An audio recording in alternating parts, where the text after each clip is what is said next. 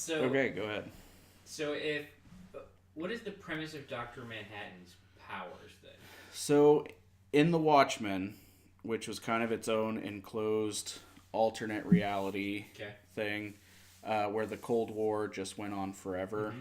Nixon gets elected 4 times, um, and it's just this perpetual fear of nuclear Right. attack. Uh, the guy is I can't think of what his real name is right now. Um, but he, his wife, and his friend are working on um, some sort of atomic matter. Okay. I don't know if they're trying to break things apart by their molecules and then reassemble them or what. It has something to do with Right. atomic energy. Well, he goes back in because he left his watch, Right. like in the machine. Okay. And then he goes in and the door closes and it seals itself because they were getting ready to run a test. And then all of his matter gets, it like just breaks apart Right. to the molecular level. And then for the next few months, people start seeing just like a glowing skeleton walking around, or they'll just see like the nervous system of something moving around, and so he just slowly like pieces himself back together. And whenever he does, he says he can't travel through time, but he's at all points in time Okay. simultaneously, and he can affect matter on a molecular level. So like if he's sitting here at the table, Right. he can change it to whatever he wants.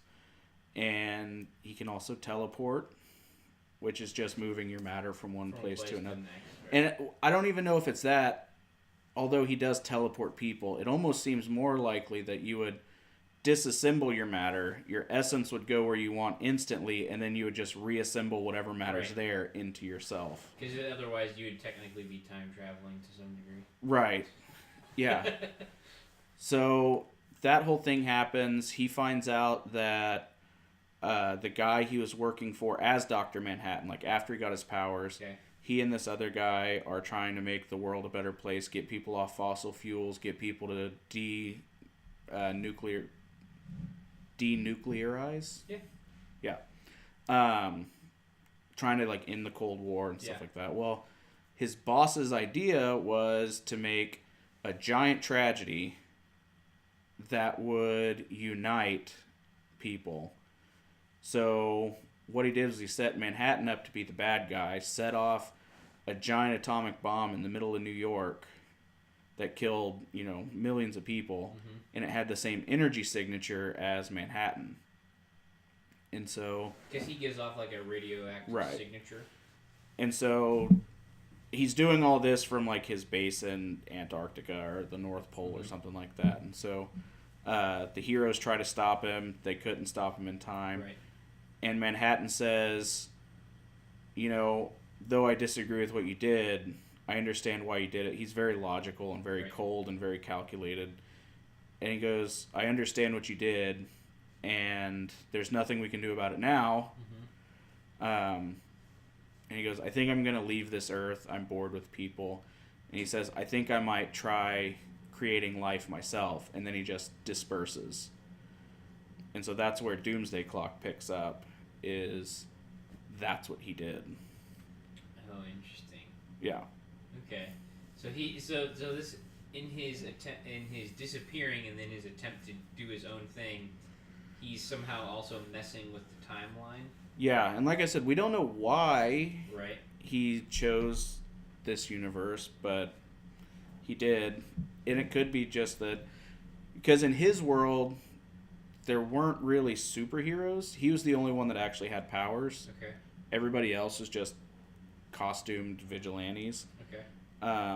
And so maybe he saw this universe and he said, oh, these people actually have superpowers.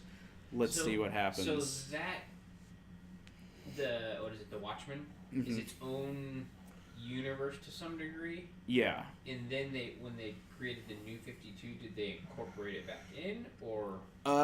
it's mostly that Dark Horse was the company that owned it. Okay. In DC, in DC, I believe owns Dark Horse. Okay. And so they just said, "Oh, this would be a cool thing without us getting involved in any legal ramifications. Right. So let's just do this." So I think that's more of what it was.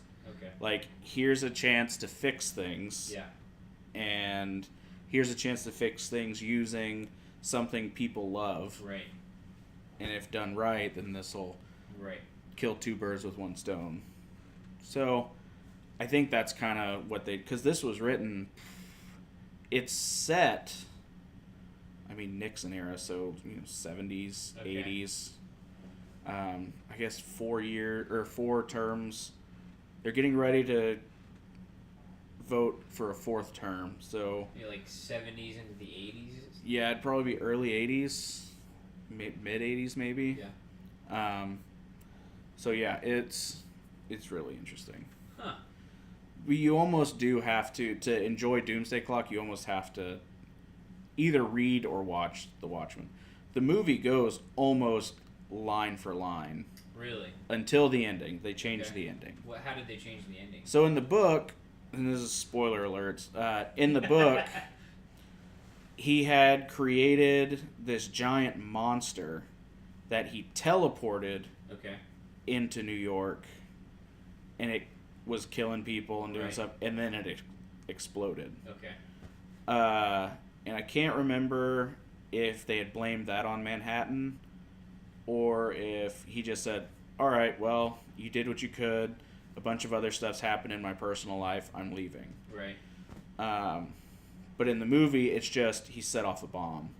Okay. Which I think was a good choice. I think it would have been silly if he would have transported a giant monster. Right. Just it ended up blowing up anyways. Yeah. Just don't even worry about doing that. Right. But yeah, it really is just about word for word the book. So I know a lot of people say it's not as good, but I liked it. Okay. I enjoy it. It's probably one of my favorite movies. Like of all time, movie wise, or like comic book related movies? No, top 5 movies. Okay. Yeah, top 5. Wow. At least. All right. But like I said, a lot of people they're not into it. Right. Part of the reason is because Dr. Manhattan is naked a lot in it.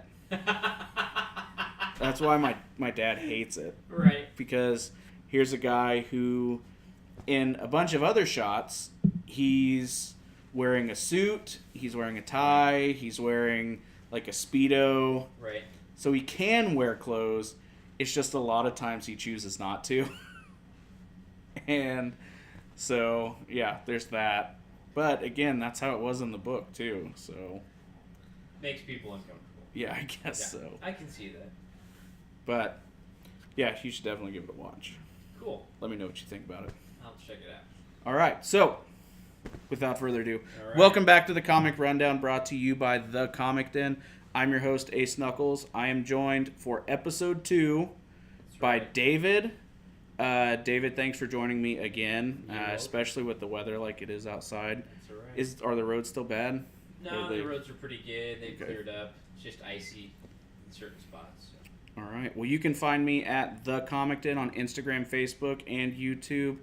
I'm also selling merch. Just go to teespring.com/store/The Comic Den. Right now, it's still just the Magnus merch, which we've got some big news coming out about Magnus here pretty soon. I can't announce anything because I'm not the one that's in charge of it, but big news on that. I'm hoping to have more merch here pretty soon. David, you are new to Instagram. Do you want people following you or not? No, not particularly. All right, so you cannot find David. Okay. I'm floating around somewhere there in the cloud.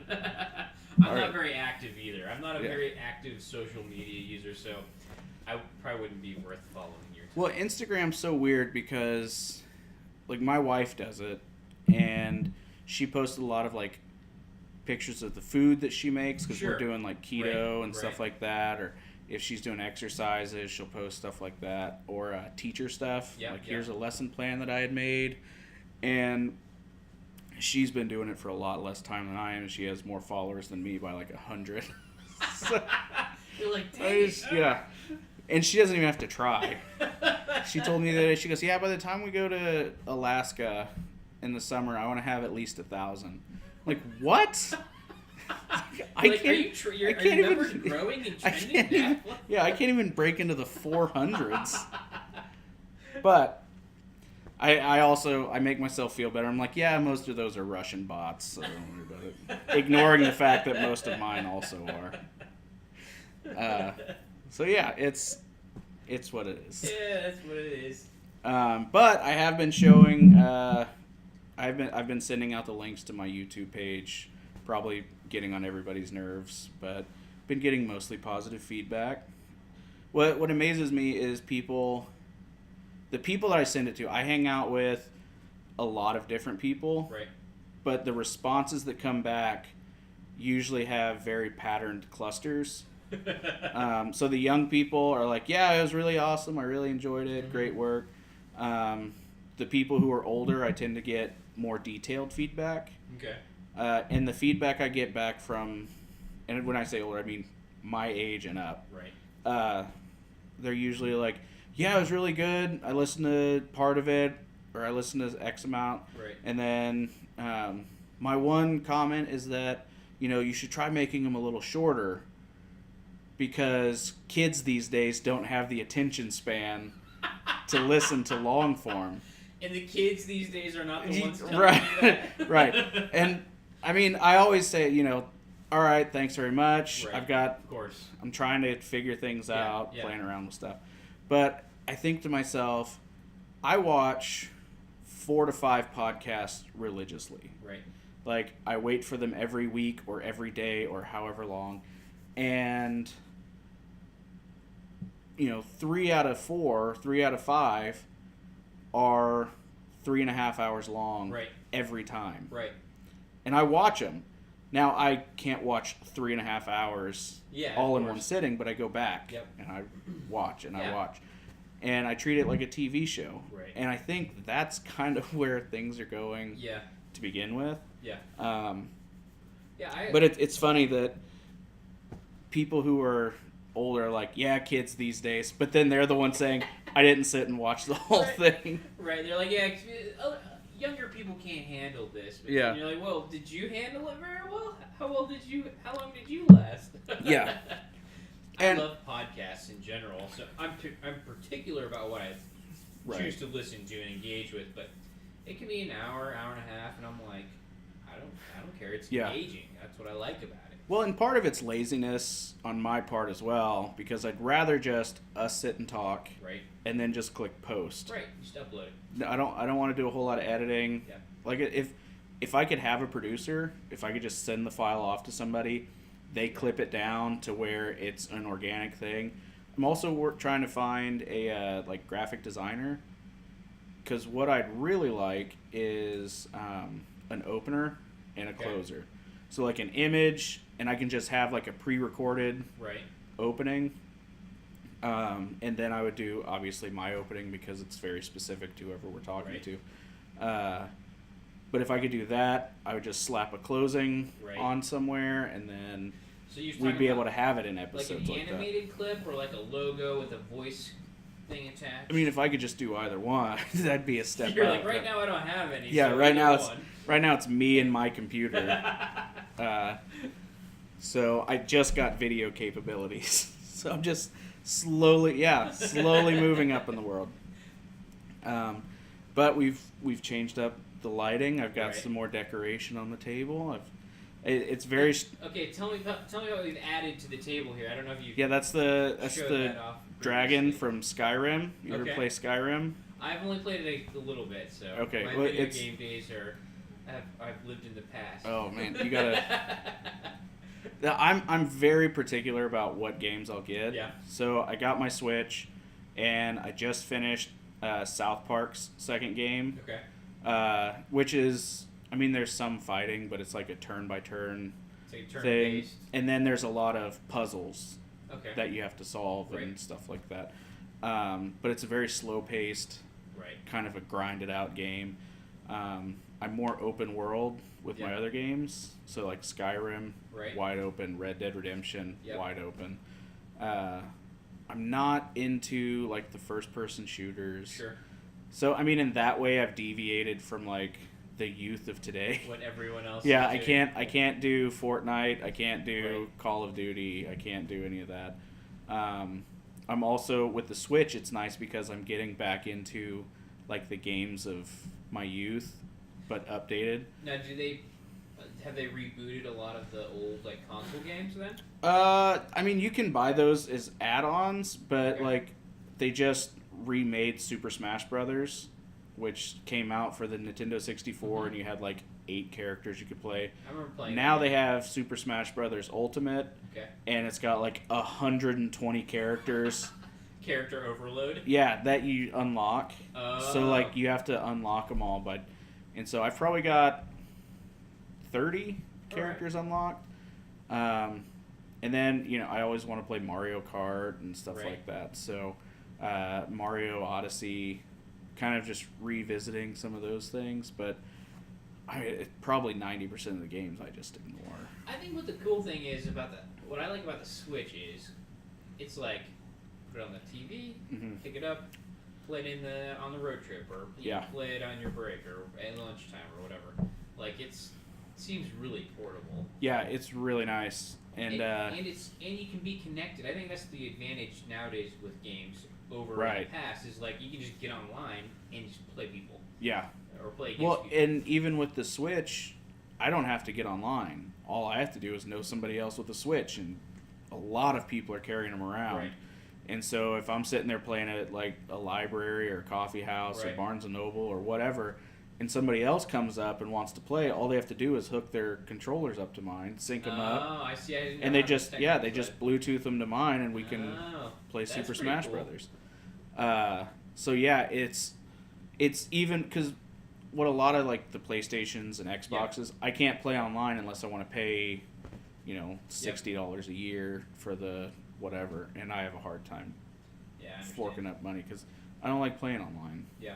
I mean, I don't know. That's just me. Again, it's me showing my age. Kids these days. Yeah, I don't want to mess with it. But Skyrim, one of my favorite games ever. And so I bought I pre-ordered the special edition, so I've got the box over there. Did it come inside the dragon, or? No, you had like the boxes this big by this big. Okay. And so the top half is I got like a book with all the art from the characters and the scenery, and it gives a description of it. I mean, it's a thick, nice looking book. And then it came with the game, and then once you take that stuff out, there's this big styrofoam block that had that in there. Wow. So, yeah. Now, is the point of is Skyrim, you're trying to defeat or slay all the dragons that are like terrorizing the world, or Yeah. So this dragon in particular, and 4 years ago I could tell you what his name was. Sure.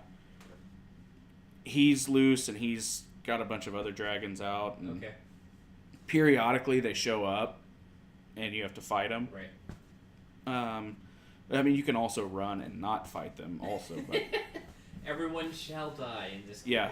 Yeah. This is the main one, and you have to follow a specific storyline in order to the cool thing about Skyrim is they don't tell you this is the main story, these are side stories.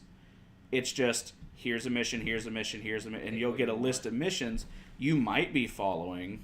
And once you get a certain way through, you're like, okay, now I know which one's the main, because you have to go talk to this old guy who's going to teach you how to do a specific shout, or they're going to do this or that. So you can start figuring it out. And once you get to that point, I start avoiding the main mission just because I want to go become an assassin or join the Thieves Guild or, kill a coven of witches, whatever. I mean, they have a whole bunch that you can join some secret left-hand society that prays to Daedric gods and gets awesome knives and bows and stuff like that. The third time through that I played it, I was like, all right, I'm not going to do anything except for get my smithing level all the way up. Mm-hmm. So, in my mind, the best weapons to have are, it's called ebony. All right. It's just, I mean, it's kind of heavy, but I think it's got the best quality. The highest you can go as far as crafting is dragon scale. All right. But it's not, it's way too heavy and it's not as efficient. But yeah, I would get on, I'd play, I'd go into a mine and I'd mine ebony ore. And I'd do that. And it would respawn every 48 hours. All right. Like in real time. So then I'd get off, I'd go and I'd do it some more, and I'd get off and I'd go and do it some more. And then since you start off at like 0, you have to sit there and work your way up, and it's like level 80 by the time. So you just start making like dagger. You're just making 1,000,000 daggers because it just takes you up incrementally, and it doesn't cost you anything to do. And yeah, so it's fun going through because whenever you're playing it, you're like, oh, I want the coolest stuff, and I need to upgrade this ability, and everything's more like spread out and even. But this, I had 0 fighting ability. I had 0 anything. Just amazing at smithing. Yeah. A little more reflective of real life. And what's really funny is the people who get into it even more, they start introducing mods, especially on like Xbox. And so at the very beginning of the game, you're about to get executed, and this dragon shows up and like bursts through, and like everybody's running for their lives. So what people do is they go in and they can rewrite the code, and one of them, they had it where instead of the dragon, like Thomas the Tank Engine flies in, and it's just slaughtering people. Oh, that's hilarious. Yeah. That's so funny. The stuff that people think of whenever they do this. Thomas the Your classic children's toy comes in and just murders everyone. Yeah.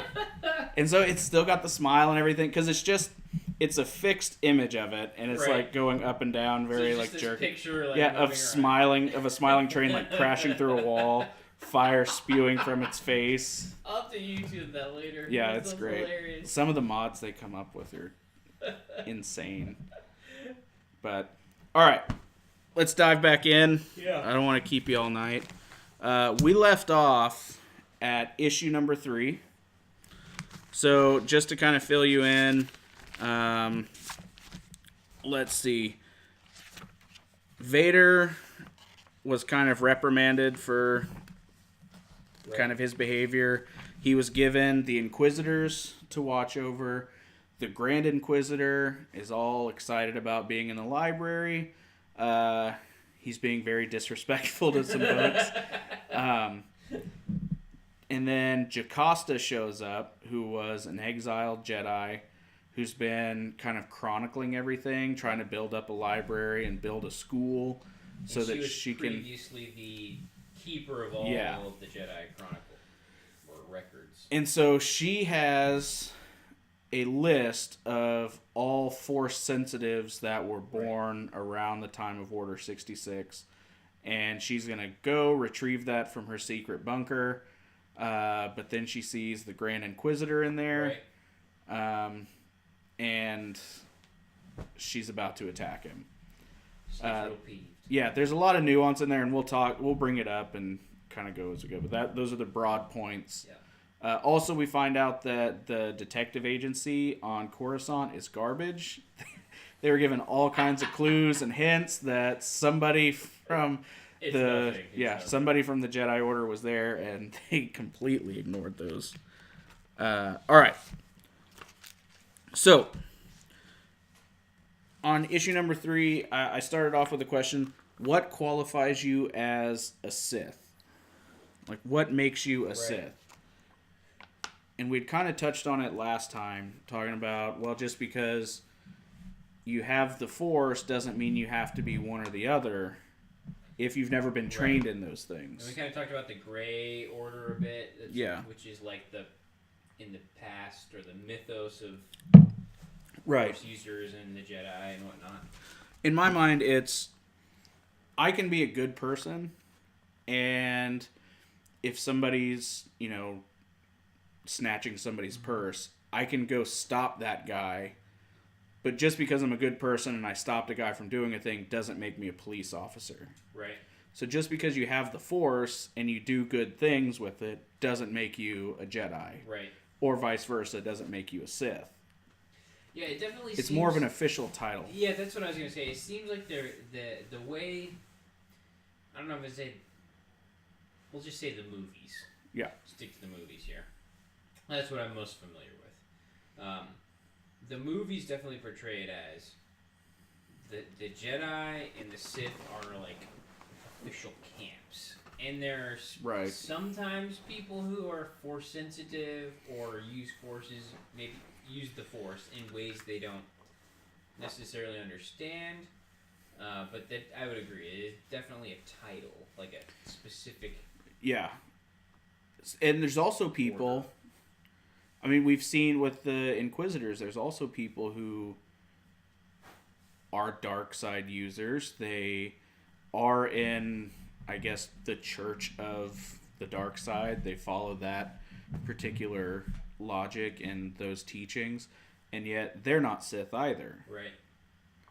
So, I mean, it has to be a title that's bestowed upon you. Okay, almost. How about the guy in Rogue One, right? He's blind. They kind of toy with the idea that he's a Force user, but he's not. Like, he doesn't ever do anything. Well, he's not a Jedi. Right. Sorry, that's what I meant. Yeah. He's not a Jedi, but he definitely... They're portraying him as if he's a Force-sensitive person and even uses it to some degree. Yeah. But even the way they show you that, it's nothing explicit in my mind that's like, oh, that was obviously the Force. Right. Yeah, it's almost more like he uses it to make up for his lack of sight. Exactly. Yeah, and I mean, it could... If you're going to have some people who are Darth Vader or Luke Skywalker or Rey or Kylo, you're also going to have people who are very, very light Force users. Yeah, almost so small it's Right. imperceptible. It's like, do you ever watch Family Guy? No. Okay, there's an episode that's around Halloween where like this tanker truck full of radiation or radioactive material crashes and spills all over everybody.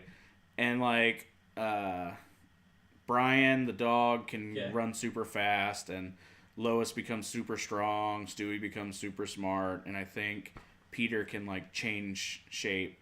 And then Meg, the one who everybody picks on and everything, her power is she can grow her fingernails really fast. So, I mean, you'd have to have, if you're going to have people who can turn into the Hulk, you have to have powers that are just like, I can pull a broom to my hand and help me clean a little quicker. Right.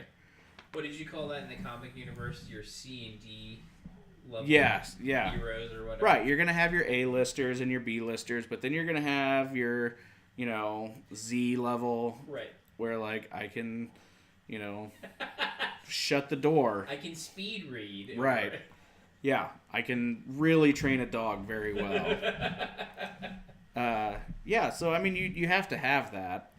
So you couldn't say, well, Meg can grow her fingernails out really quick, so that means she needs to be on the Justice League. Right. Right? So it has to be the same way with the Jedi or a Sith. Also, what if you don't want to belong to any of them? Right. You don't want to get lumped into it. So it would seem like what they're doing is the two orders, the Jedi particularly, as they're portrayed in the movies, are going after people who demonstrate that they have a higher level of Force sensitivity and use. Right. And in order to keep them from going to the dark side, that's kind of how how it seems to me, but... Yeah. I mean, and you see that, I mean, that's kind of... The Sith are trying to wipe out anybody who might be Force sensitive. At least that's what was originally thought. Right. but it might be that they're trying to recruit. So... Yeah, because the Inquisitors in this Vader comic series definitely, like, undermines that kind of right. Yeah, and I mean, plot. I even have that written down, is they're definitely part of the dark side. Right. They buy into it. Yeah. They switched from the Jedi Order to... Yeah, so they've clearly changed their allegiance. Right. It's not like they were just, oh, this is the guy that taught me and I didn't know any better. And then they also have red lightsabers. And we've covered how you get your red lightsaber. Right. So did they just have red lightsabers lying around? Or was it that they actually had to go through all of that process as well? Because, I mean, according to the canon, you have to kill the Jedi, take theirs, force your pain onto the crystal, and then build your lightsaber. But on the other hand, all of the Inquisitors have the exact same style lightsaber. They're all the circle with the thing, and they all spin around. Pay attention to that. So it's kind of... It could be that maybe they were just mass-produced, and he forced them to all have the exact same one. They weren't allowed to build it because they're not part of that. Now, well, I guess that's... I was going to ask, could Palpatine have corrupted or forced his will on, let's say 10... Several of them? Yeah, lightsabers, and then given them to people? Or does it have to be me enforcing my will on the crystal consistently or constantly? It's not like... I mean, they kind of portray it as the crystal has a mind of its own. Right. But it doesn't. I mean... And even if it did, the whole point of turning it red is that you're forcing yourself upon it. So it doesn't matter. Right. I mean, it wouldn't matter if I turn this crystal red, here you go. Right. Unless that's what you have to do to be a Sith. If you just have a red lightsaber, that doesn't make you a Sith. And maybe that's true. Maybe that's the point of them all having the uniform lightsaber. Is that an individualized saber shows that you're a Sith. Right. If you just have a uniform one, that just shows that... Because it's almost like a mark, like it's an initiation ceremony type of thing. Well, and they've already talked about the color of a lightsaber indicates something about you. Right. I don't know what that formula is, but that explains why all the Jedi have different color lightsabers, but all the Sith have the same color lightsaber. So, I don't know. But we start off with Darth Vader flying across Coruscant. Yep. And he's kind of just telling the guards, hey, no one's allowed to enter this library, no one's allowed to leave. So you guys guard the outside. I'm going to go in and take care of whatever is going on. And then we cut back to Jocasta with her lightsaber on the Grand Inquisitor. Right. So it's... Again, I know she's a Jedi. And I know there are some reasons that you wouldn't allow people to have access to certain things. Right. But... So, if the Grand Inquisitor were to be allowed to explore the depths of the Force, do you think he would have gone dark side? Or do you think he would have stayed with the Jedi? I mean, if his ultimate desire was to, have access to the hidden knowledge or the secrets, right? Mm-hmm. It would seem like in the short term, if he lives 100 years, let's say, in the short term he would have been satisfied with that step. Right. But he definitely is displaying a consistent attitude in the comics of like I want more, and then I want to, once you get more, what do you tend to do with right. it? So he's... It's kind of a greed or hunger. Yes, exactly. Even though it's for knowledge... What you want it. With you want it too bad. Yeah, exactly. Okay. So in my mind, he's being portrayed as having a tendency towards, we'll just say, corruption. Right. Well, and not to put too much of a job onto Jocasta, though. Right. Like, what if she would have just taken him on as, like, a librarian's apprentice and said, okay, here's the knowledge, here's the proper way to use knowledge that you get, here's the proper way to act, because maybe he was just never taught proper rules. That brings up a good point, right? Like, if you have a desire, but you're never given if you've never had someone come alongside you and teach you what to do with those desires and wants, right, then it oftentimes ends badly for you and for other people. Yeah, and I equated it to, so you're born and raised into a very strict household. You're not allowed to do anything. Well, what's the stereotypical thing to do when you go out into college? Right. You're just going to go crazy. You go nuts whenever you get to college and you start drinking and doing drugs and stuff like that because you were so repressed. And so it's something that, like, while I was reading it, I kind of fought with. Like, is this just him rebelling against the repression that he felt? Or was this the natural path of him anyway? Right. And I know it's kind of a cop-out and it's kind of stereotyping anyway, but he looks like an evil character. Right. Isn't that like a classic Star Wars thing, though? Like, right. They design characters. He's got very pointy teeth. Right. He's not pleasant to look at. Yeah. He's got the red, the bright red. Right. So it could have been that was a very obvious thing for them to do to try to make you consider it more. Right. Or it could just be, this guy's going to be evil. So like, of course, he looks like Darth Maul, and Darth Maul was evil. Now, okay, so to be fair, the Grand Inquisitor first showed up in Rebels.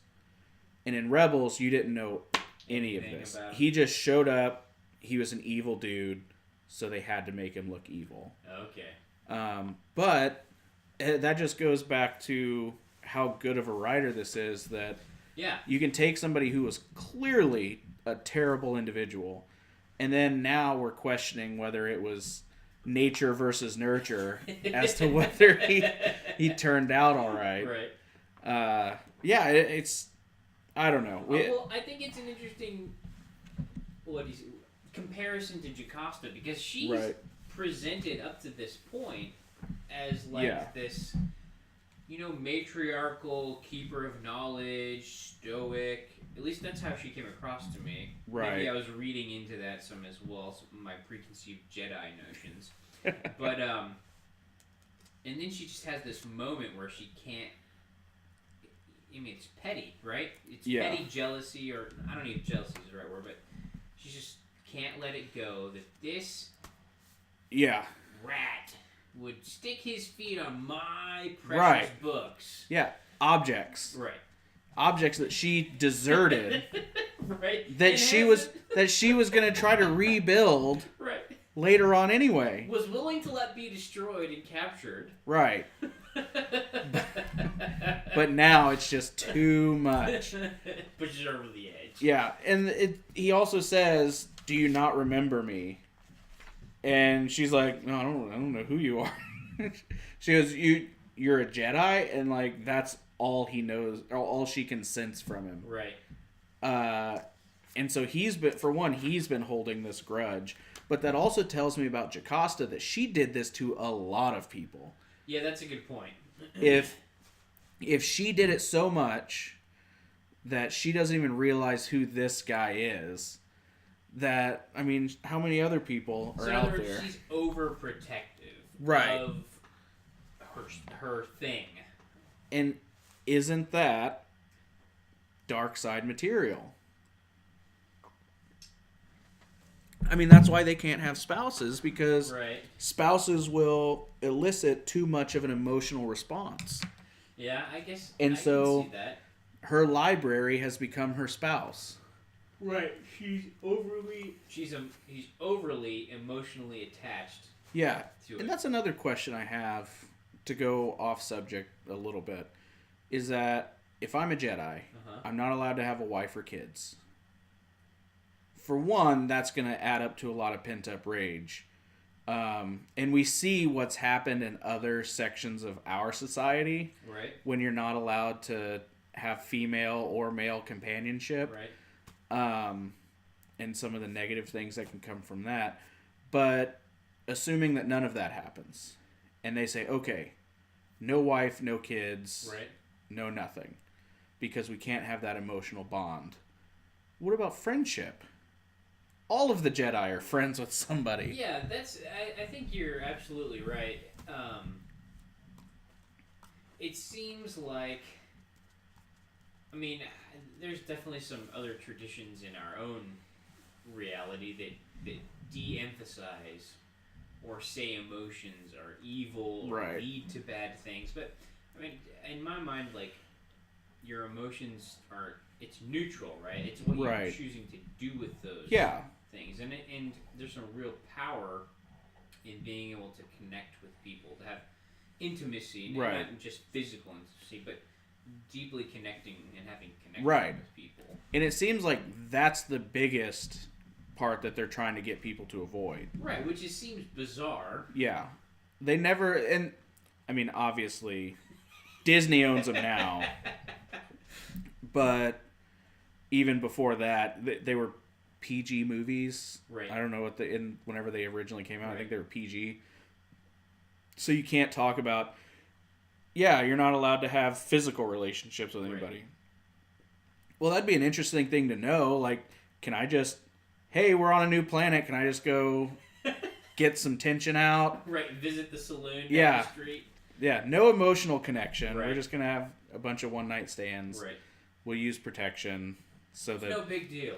Yeah, so that we're not spreading anything throughout the galaxy. I mean, I think in going back to the whole emotions idea, so are the Jedi just overreacting to the Sith who are using this passion and emotion, pain even, in its manifesting itself in very like chaotic, destructive ways? Have you ever seen a movie called Equilibrium with Christian Bale? I think and so. Taye It's been a Diggs? long time, but I think I've seen that one. So the whole premise of that movie is that they're constantly playing propaganda. They do the pills, right? Yeah, Okay. or the injections. Yes. Oh, is it? Okay. Yeah. And so they have propaganda going, war. So Hitler was an angry person. Right. Hitler was an emotional person. All wars are fought based off of emotion. Right. They elicit emotion.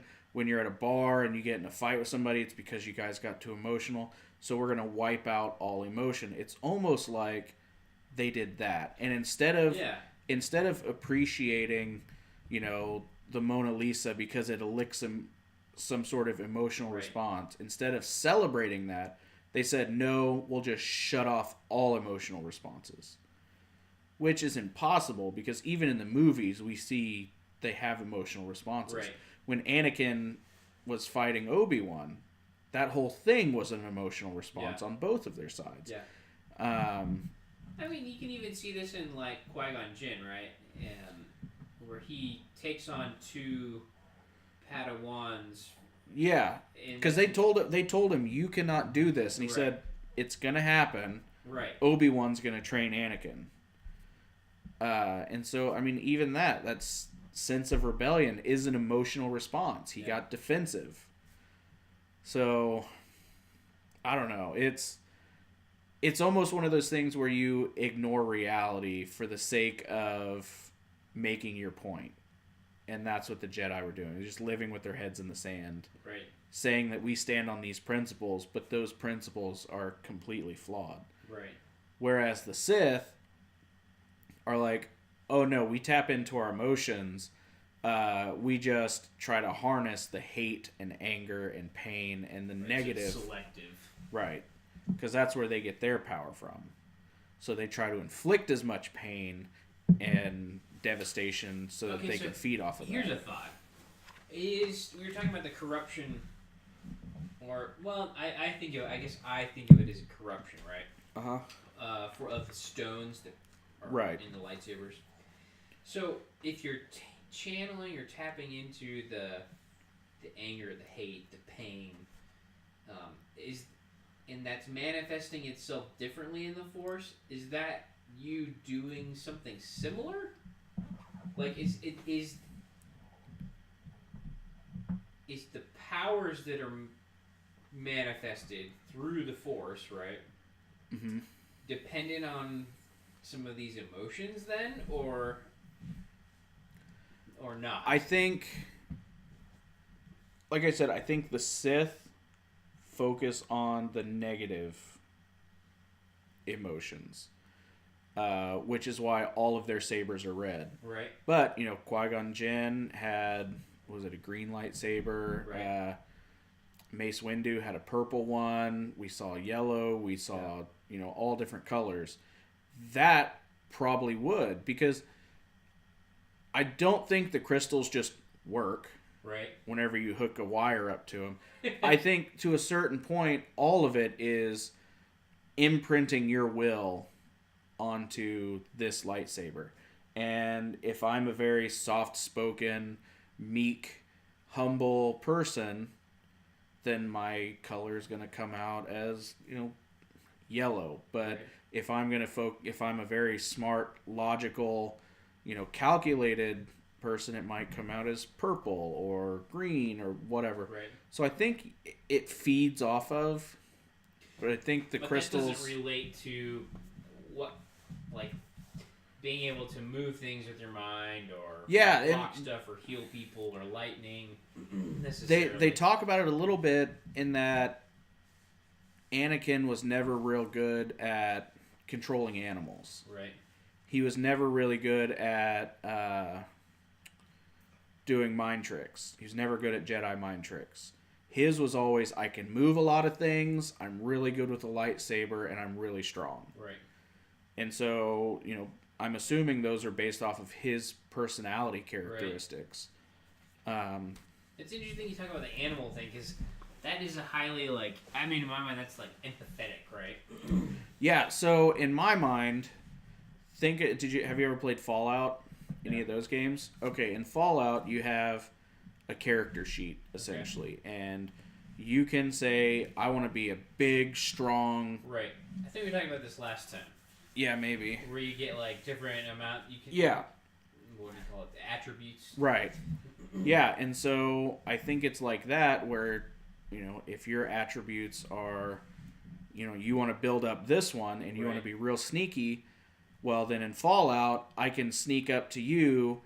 I can either steal every single stitch of clothing off of your body without you knowing, or I can put a live grenade in your pocket and walk away and you'll never know. Right. And so Anakin didn't have those attributes. He was strong in, strength and endurance and lightsaber speed, but the one where you talk to animals or do mind tricks, which takes more finesse. Right. He was never strong in those. Yeah, I think I remember talking about that last time. I think that was on the podcast. Yeah, but he can pull a spaceship out of orbit with the Force. So and that's one thing I think the shows and the comics have really done well, is to expand the Force, because in the original movies, it was the Force is the Force, and everybody's just Force users. Jedi or Sith, that's what you are. Right. And so, to expand on that and say, no, there's different attributes to the Force. Some people are more of a finesse, some people are more of a hammer, some people are somewhere in between. Right. As well as giving levels to it. Yeah. I mean... And even introducing, people who are Force sensitive, but not in either one of those categories. Right. Because if you look back, first off, Luke received minimal training. Right. He trained with Obi-Wan for what? A day, and then Obi-Wan died. And then he trained with Yoda for maybe a week, and then Yoda died. Sensing a theme. And then the rest of the time, nobody trained him. Right. And all of a sudden, he's able to go toe-to-toe with Vader. I mean, it doesn't make sense until you start reading more of the comics and you realize that, one, Vader wasn't trying to kill him. Two, I mean, Vader could have killed him at any time. Right. Very easily. And so I think now looking back, like I've said it before, the comic books just enhance the movies and make you look deeper into those. Whereas, I mean, whenever they came out, they're really good. And not everybody's looking for plot holes and stuff like that. They haven't had 30 years, 40 years to diagnose that. To start questioning. Because if you think about it, Star Wars is a very simplistic storyline. Like the original 3. There's an evil guy, there's a good guy, they're going to fight. Yep. But now, I mean, we've had all of these years for expanded universe and stuff like that. And everything's just gotten a lot more subtle and nuanced. And it's really nice. It's really refreshing that, you know, now we can have these kind of conversations. Whereas, didn't you think it was really cool whenever he threw Palpatine over? Right. And that was, I mean, now we've got more. Right. Keep upping the level and the scale of what we're doing in the movies. Yeah. So we see this fight that happens between the Inquisitor and Jocasta, and they're both just kind of talking crap to each other. But the Inquisitor gets the upper hand, and he's about to strike her down, and Jocasta starts saying, "I am one with the Force, and the Force is with," and then like it kind of cuts off. But that brings up a point. She says, "I am one with the Force." But then, again, she completely ignores that whenever they talk about the Force, they talk about it as one thing. Right. It is the Force. Now, there's a dark side to the Force. There's a light side to the Force. So you're really only one with one half of the Force. Yeah, that's an interesting point. Yeah. It's like if I had a baby and I said, I really love my baby, but I hate my baby's lower half. Right. The lower half of that baby is just garbage. This is bad enough. Yeah, we're just gonna ignore the lower half of this baby because it's just stupid. It's dumb. I don't agree with it. I don't believe in it. So why, if this thing is in everything? Yeah. They've established it many times that the Force runs through everything. Why completely ignore one half? Also, is there a dark side and a light side because you have made those distinctions? Otherwise, it would just be one. Yeah, I mean, I guess it brings up more of the like origins questions, like how did we get these two sides? If the emphasis is always like being one with the Force, is it just people's manifestations of like a pathway to be one with the Force, or is there other factors that are playing in? Like we talked about the emotions thing, right? Yeah, and I don't know when those rules officially kicked in. Right. The way I think of it is when George Washington became president, we had Washington. Washington Adams was next. Yeah. And I think it wasn't until Jefferson that we had two parties. Right. I could be wrong. It could have been with Adams. But I know for sure that when Washington took over, we had government. We had politics. And that's it. Now, there were disagreements between how certain things should be done, but it was just politics. And it wasn't until later that people took politics and said, no, now you're on that team and we're on this team. Right. So it's natural for people to divide themselves according to similarities. Right. So there's not really a dark side. Right. It's just two radical sects. But that makes terrible movies, especially in an age where we need a bad guy and a good guy. Right. I think it might be a very important movie. Right. To show that, listen, both of you guys on both sides are radicals. Right. So you stop calling them Nazis and you stop calling them whatever else you're calling them. Anarchists. Yeah, and just admit that you're both on the opposite side of the spectrum, whereas sanity is right in the middle. Right. Let's come find some middle ground here. Yeah, and again, it's gotten to the point, and that's how it is in here, that I can't agree with anything from the dark side of the Force, or I will be dark side.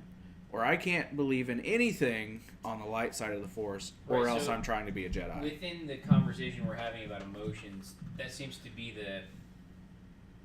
the ground to come to the middle on, right? Like, right. By saying you can never have these intense emotions, or what that leads to. Yeah. And then the other side is saying, like, we're very selective about the emotions we're having, and we're going to use those to fuel whatever outcome we want. That right. tends to be destructive. One, to also educate. Right. I mean, if I don't want people to join ISIS, then I need to teach them why ISIS is not the best choice. Right. Right? I need to show what kind of stuff they do. I need to not just say they're terrible people because they believe differently. Give some reasons. Yeah, I need to give logical exposition as to why this particular group is bad. It would seem like, coming back to a real life example like you're using, I think one of the things to ask yourself is I like to ask questions about, like, getting to the root of things. Right. And so it's like, well, if you give, say, ISIS, is killing people, they oppress people, specific groups of people, they enslave people, etc. And then the assumption is, well, our way of life is obviously better.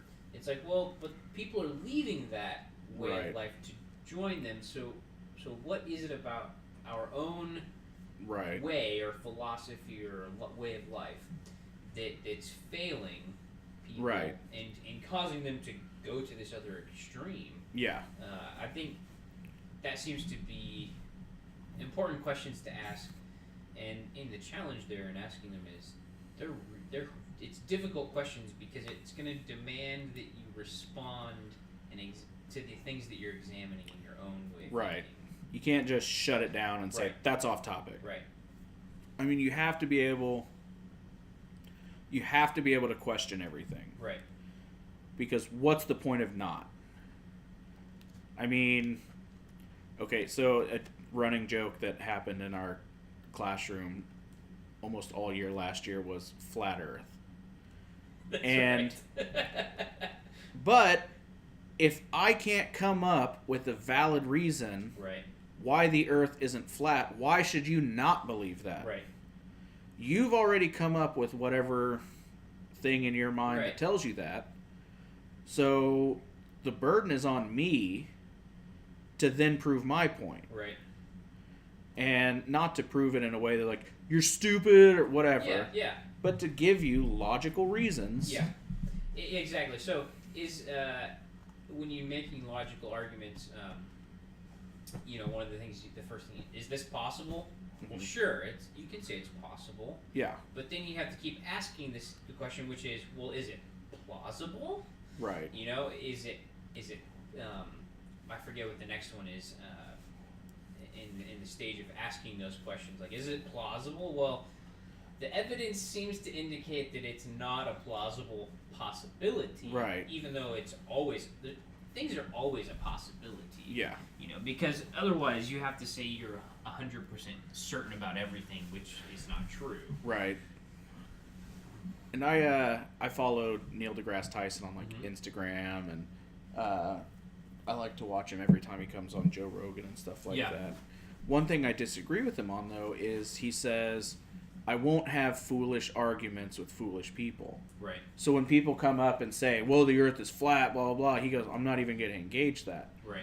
Now, obviously, you can't, when you're that big, you can't engage every idiot on Instagram. Right. But I think it would be beneficial not to have a flat earther on. Right. Don't debate a flat earther. Right.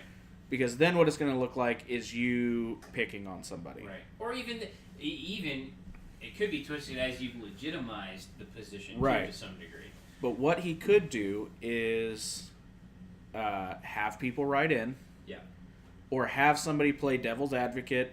Go on Google, have it evident that I'm picking the top 10 reasons why people believe the Earth is flat. Right. And then writing a because then if you're just going to play devil's advocate, they're going to say, well, you gave them softballs. Right. So you have a screen, show, I'm Googling top 10 reasons people think Earth is flat.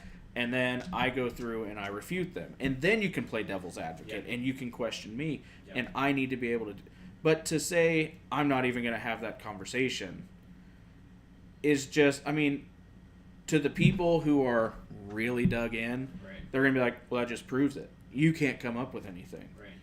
So then, like, you're kind of legitimizing. If you're on Neil deGrasse Tyson's level of, what do you call it, celebrity, then I can understand making a statement like that, especially if you've addressed something like that in the past. I don't know if he has or not, but...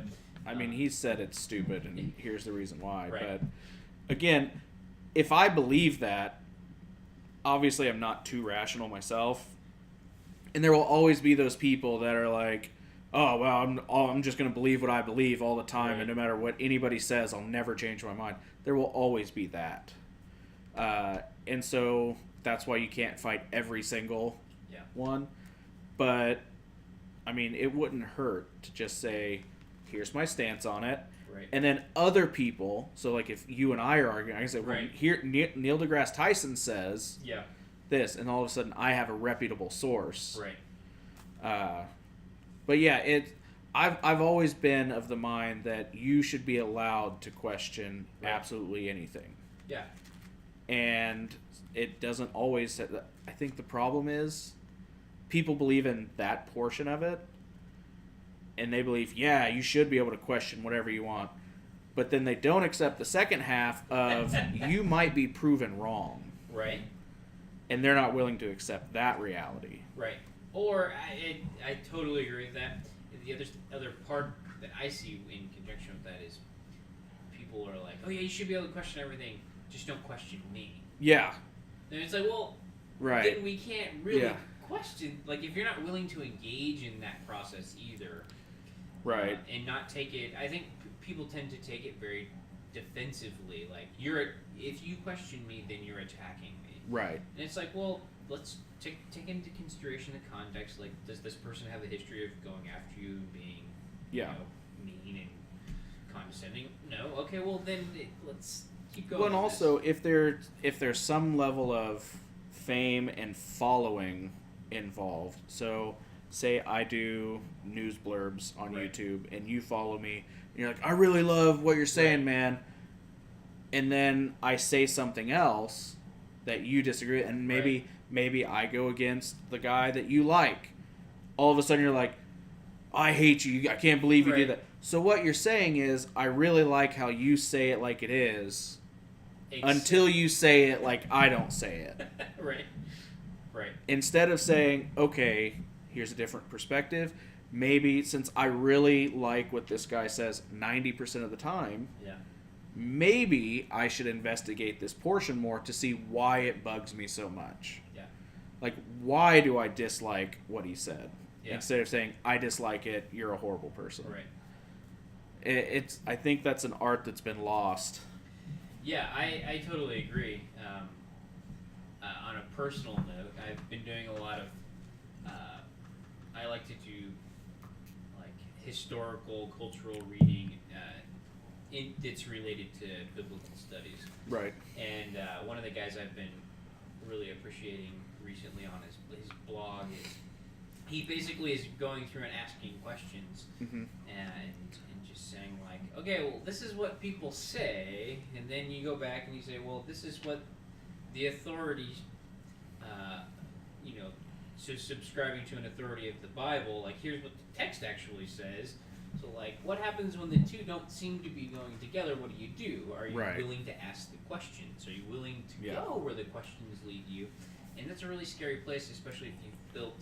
It doesn't have to be just even related to Bible things, but if things that you've built your life believing, and that you live by consistently, if people are asking questions and it seems very threatening. I understand that. Yeah. I think we can all relate to that feeling. And that's the thing whenever you get into religion. Right. And that's why I think, the Force and the Jedi and Sith kind of go perfectly with religion, is that you've grown up believing a certain way. Right. Because you've been taught that, because that's how you learned how to interpret things. So you believe this, and this happened. Right. But then when somebody says, well, what about this? And it could be an innocent enough question. Right. But what we see is just a complete overreaction. You can't ask that question. Exactly. You're not allowed to ask that question. Like, whoa. Why? Yeah. And more importantly, why are you asking why? That's not allowed either. why are you so upset about it? Yeah. Like, why does that bug you? Does it bug you because you don't have an answer for it, and you're just taking it on blind faith? That's one of the issues with faith in general. Sure. Is that if we get into a discussion about something that I'm taking on faith, I have no logical reason. I can tell you why my faith has led me to that belief. But even then, you're just going to be like, well, you haven't shown me anything. Right. There's no reason I should take that on faith. Which, if you're going to go with any religion, there has to be a certain amount of that. Right. It just, there has to. Christianity, Buddhism, whatever. There's some things that will not be explained by historical documentation. Yep. There are some things that will not be explained by science or whatever. And so people just get real touchy about it. Yeah. It's deeply personal for people, so it's a very sensitive topic. Yeah. In a lot of ways. And people don't like changing their core beliefs. Right. Very often. Because if you have to re-examine them and then change them, it means you have, usually if you're changing a core or foundational belief, it means changing a lot of other things in your life. But I think that kind of calls into question like how we form our core beliefs anyway. Right. Like, it seems like some people set them up as pillars that their entire life is built on. Right. And I think for me, my belief system is more of just a pile. And I can pick one up. It's not dirty laundry, is it? No. But I can pick one up and I can say, I can examine it, I can look at it every few years, and if it still holds true, I throw it back in the pile. Sometimes I change it, sometimes I throw it out completely. Yeah. And I'm talking like core beliefs. Yeah. Like, I grew up this way, and now I'm the way I am. Right. And I have the beliefs I have. And I think if you're not able to do that, if you're not able to revisit and think and reflect, then for one, you're just going to have a miserable time anytime you talk to somebody who's not also of that core belief, which is really limiting in who you can talk to. Yeah, I absolutely agree. I appreciate that because I think it's really healthy. Yeah. To always be re-examining, and I think what you said was really good there. Like, it's not like you're doing it on a daily basis, but it's like when something comes up, you're like, oh, that's making me think. Maybe I should go back, rethink this, look at why I believed this in the first place, and then. And I think the important thing for me, and this is where I see in other people, they like give up halfway. They're like willing to ask questions, and then they give up, and then they go back. And it's like, I don't want to give up halfway through asking questions or looking at the evidence or the explanations. That's important to finish that process. When usually feel really discombobulated. Usually, a big indicator for me is, did I get upset over what either was said or done? And if I was, why? What got me to that point? Yeah. Yeah, it's just, eventually we're just going to have a century-long space battle over all of this stuff. And yeah. all of a sudden... What's really funny is we're not even considering like major cultural differences in this, at least Yeah. in my mind, we've just been talking about like things where you're like, okay, so that's another point is Star Wars takes place over an entire galaxy. right. Now, here on our one planet, in our one country, even in our state or in our city, if I drive 5 minutes that way, I'm in a completely different culture. Yeah. It is highly Central Pacific Asian density.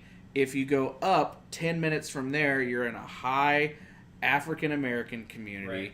You go west, 4 minutes from there, you're in a high Hispanic community. Right. So even within our city, we have all of these different cultures. Yeah.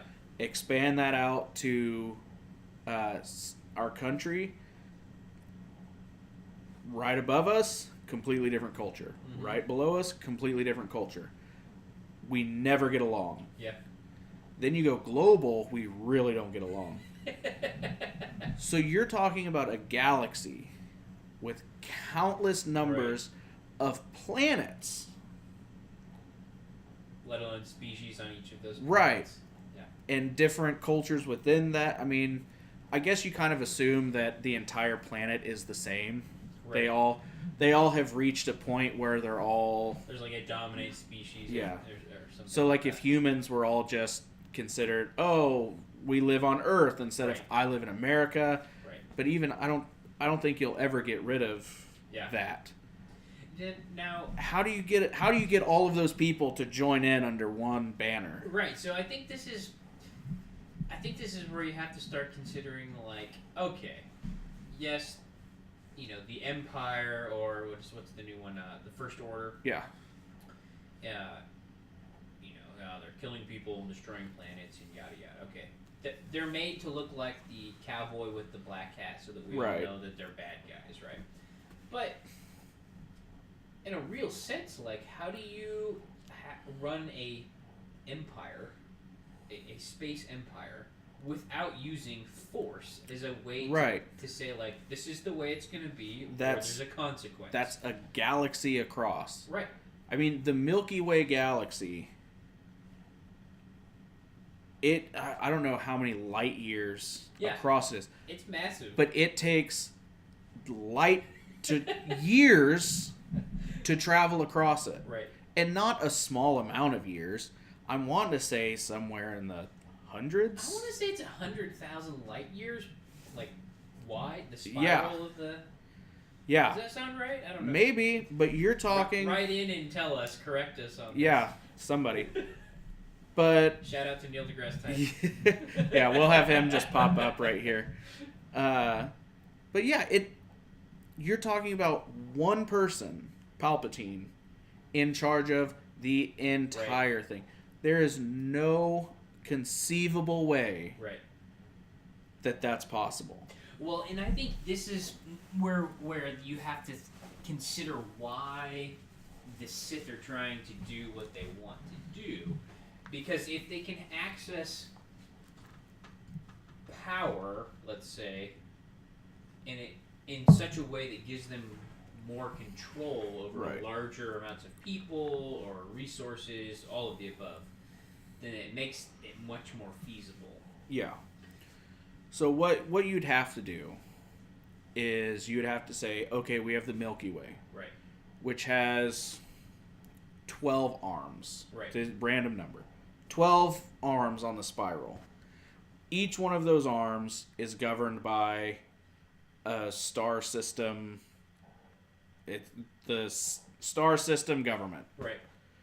Okay, so that would make it much more manageable to have one person over a star system. And then that person delegates work to specific... Right. You know, you get this quarter, you get this quarter, and you get this quarter and this quarter. And then there'd be so much government work involved that you would never have time for anything else. Bureaucracy. Personally, you couldn't have a Senate. You could not have... Yeah. You could not have a republic. to say that everybody's going to vote, it just be... Right, it would be popular democracy, basically, right? Where it's like everyone gets to cast their vote, and if there's 51%... then... Right, but it's going to... Even if you hold it in... If the Senate is in the black hole in the middle of the thing, that means it's still going to take 50,000 years for the light that my message is written on to reach you. Right. So it'd have to be a dictatorship. You'd have to have an emperor. You'd have to have one person saying, everybody will do this, or I will dispatch my group of people over to you. I mean, how else would you do it? Yeah, it doesn't. It definitely doesn't seem like, in the way that, especially the Star Wars universe is framed, there's a much more manageable way to do it. I suppose the Jedi have the counter argument, of they're trying to do things peacefully or in a way that promotes. I don't know. I guess in some ways they embody some democratic. And I guess they never ideals. I guess they never said the entire galaxy was part of it. Right, that's true. We're just assuming that. But think of how hard it would even be to govern our solar system. Right. I mean, some of the best sci-fi stories, or the ones I enjoy the most, deal with Mars versus Earth, or Jupiter versus Mars and Earth, or something like that. Right. Where you have there's a compulsion or a need that drives settling in new places. Right. And then those people develop independently, and then they're like, well, wait a minute, you guys are way over there. Yeah. Why should you have a say in what's going on here? Right. I mean, in a lot of ways, it mirrors a lot of what America is all about. I also like how in sci-fi movies, whenever we're being attacked. Mm-hmm. So imagine if we went to attack another planet. Right. There's no possible way that Earth would go attack another planet. The United States might. Right. Or China might. Or Russia might. Right. But it's funny that whenever we're being invaded, it's like, oh, we're being invaded by Mars. It's not. We're not being invaded by Section 12 of Mars, who's always been loose cannons. What we need to do is talk to Section 3 because those guys are the ones that work out a peace deal. Right. Yeah. Which is how it would have to be. I think Arrival. Did you ever see that? Where these big oval things showed up. Did it come out recently, last year or two? And they were trying to I don't think I ever saw it. They were trying to break the code. Okay. But they showed up in a bunch of different countries. Okay. And each country started talking back and forth or trying to communicate. Break the code to communicate with them. And it was kind of a race that way. I think they most accurately showed what would have to happen. Right. Because, again, if they showed up in the United States, well, all of a sudden we've got a target on our back because now what are we going to do with them? Right. And if we screw this up, we might have screwed it up for the whole planet. Right. So it's interesting that we never consider that maybe it's not Mars. Maybe it's just, the North Korea of Mars. Well, isn't the assumption that somebody had to consolidate power in order to marshal enough resources to... I mean, you'd have to, but... I mean, we have enough resources to go invade just about any country we wanted to, or, China or Russia could invade wherever they wanted to. We have people who can't and still are. So, true. I mean, it's really just how badly they want it, I guess. Yeah. If they could set up a propaganda piece where all Martians bought into it and said that Earth is the one that caused them to dry up. Earth is our real problem. Yeah, maybe. That's what would have to happen. We must have siphoned all the water off of Mars. That's what we did. Because it kept running off the edge of our planet, so we needed to get more. Exactly. Yeah, it makes sense. So, in this fight, we see Darth Vader stops the Inquisitor from killing Jocasta. Right. The rest of this, there's just a lot of exposition. They're saying, hey, I need her alive. I'm not going to tell you why. it's all really interesting, but not super relevant to Right. the story. It's just kind of filling in gaps. But the whole thing, it comes off as Vader trying to save her. Yeah. And especially, which is what they want you to. Yeah, it's think, what right? Palpatine wants. Right.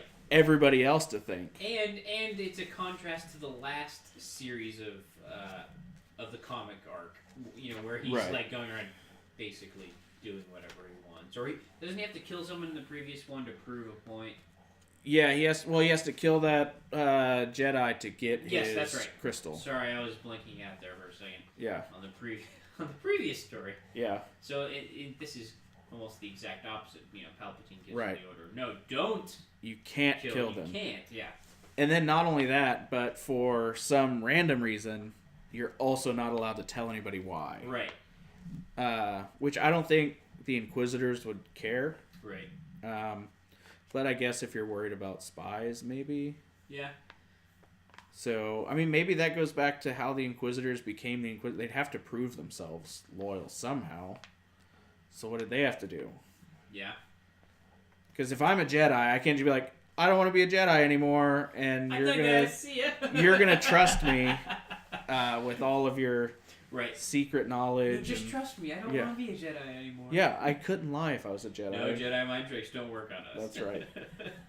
So there's a really cool scene where Vader gets into Jacosta's bunker, and there's that robot, and he refers to Vader as Anakin Skywalker. Mm-hmm. Like, oh, I've scanned you. Anakin. I know who you are. Right. Hey, how's it going? And then Vader just throws his lightsaber. Because it's kind of an unassuming droid. Right. He's got, like, real ornate helmet and shoulder pads and stuff like that. But it's just, like, a blank face with, like, 2 eye holes. Does he cut the head off, or does it land... Does the saber go through his head? I forget which... Well, first... He says, "My apologies, Master Skywalker, but your presence in this vault is not authorized." And he tells him, "You can't come in. Right. You have to wait for Jocasta." And Vader throws his saber end over end, and he just catches it like this. That's right. So then there's kind of a big fight between them, and the robot's holding its own. Right. Again, though... the robot's arm gets ripped off, so one more hand down. Should we keep a running tally of arms and hands that are hand count? But I mean, at this point, it's kind of just buying time. What's really cool though is the droid's giving Vader a run for his money. Right. Like he's dodging, he's countering. At one point, he grabs his hand and, like, breaks it. Which, I mean, it's a robot hand, so... Right. But, yeah, so... All this time, it's, like, interspersed with Jocasta looking for something. Like, right. I know where it is. Where is it? Come on. It was around here somewhere. And we see her click her lightsaber into something. And all of a sudden, we just see this blue flash, and it zooms in on Vader's eyes. And then we see what it actually was. It's just this... giant muzzle loader. It's a cannon, really. Yeah, but it's. I love how it's set up almost to look like an old school rifle, like from the Civil War era. It's ornate. It's just this big clunky thing. Yeah. But it's shooting lightsaber blasts. Yeah, and it's not like just like a blaster bolt. It's like, the size of a semi truck. Boring a hole for everything. Vader deflects it, or he catches it with his lightsaber, right. But then you see it blowing him back. Yeah. So, I mean, it's... If there was a chance to kill Vader, this was it. And your one and only chance. Yeah, and she missed it. She missed her chance, because I don't think it's going to... She needed another droid to fight him. Well, and that was... Blow them both away. That's the thing, too, is why not... Okay, so you have a droid, which obviously has a maximum amount of force it can produce, like hydraulic force or whatever. Why not just put all droids that are in some sort of security form or fashion. Why not just make all of them like max powered? The same like level of resistance Yeah. to a force user or something. Right. Like, okay, we know that this person is this powerful, so we'll make it this powerful plus one. Right. I mean, they have the technology to do it. Why wouldn't they? Or why wouldn't they put something I also don't understand is why hasn't a scientist developed anything that could cancel out the force, that could nullify it? Now they had is it a non-canon book series now, where they have the lizards? You know what I'm talking about? It's If it was a book, it's not canon. Yeah, it was a book series. That's why I think it's not canon anymore.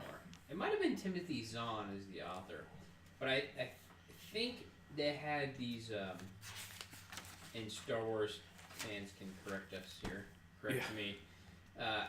These lizards that nullified the Force, the ability to use the Force somehow. So obviously somebody didn't come up with it, but they were. It was one of the. I think in the storyline was one of the admirals.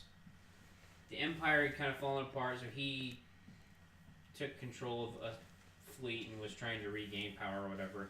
But he used these lizards off of a special planet that nullified the Force to try and counteract the Jedi. Right. Or the Force users or something like that. Yeah, I mean, I don't know anything about the books. Right. But it just seems like a scientist would say, hey, there's these two groups of people. Both of them have superpowers. Right.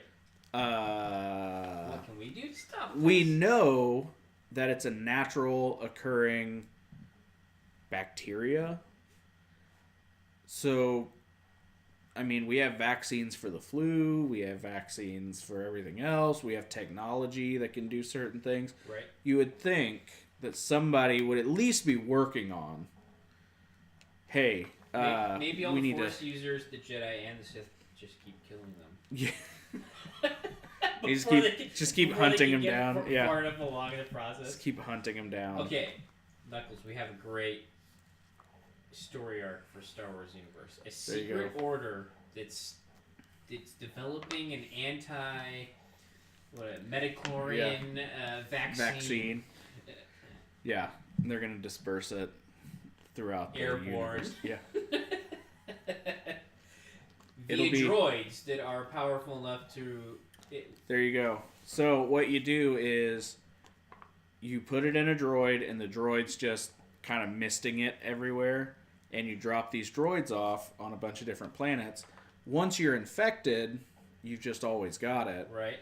And then you travel from planet to planet. So all you'd have to do is stop at like a big airport. So it's a Coruscant would be a prime target. There you go. That would be a good story if you did it right. All right, Disney, hit us up. We will. Didn't we come up with another idea last time? I forgot probably. What it was. We need to start. Probably. We shouldn't be telling everyone these ideas. Now it's out. Copywritten. Trademark. So what did you think of the lightsaber gun? I mean, was it too much, or were you into it? I was kind of into it. It was definitely over the top and surprising. I mean, I didn't expect that to happen, you know? Yeah. I thought it was kind of cool. Like, I just think the scale of it made me kind of like, oh, it made me feel like a little kid, like, oh, that's so cool. Yeah, because it's not a blaster. No. It's a rifle. It's like just leveling the wall, like walls, you know? It bored a hole through the wall behind him. It probably bored a hole through the whole building, you know, as strong as it was. It reminds me of the scene from the original Incredibles movie. Mm-hmm. You, like, see him do something, the dad, where he's, like, super angry in the office. Oh, yeah, he just rips the door off or whatever? Yeah, and then you see him, like, kind of throwing it or something, and then the next scene is the wall falling down or whatever. Yeah. And then it, like, pans back in, and it's, like, 10 consecutive walls that have fallen through. Yeah. I mean, obviously we don't need to know the science behind it. Right. But it seems like this would be something that we would have seen more.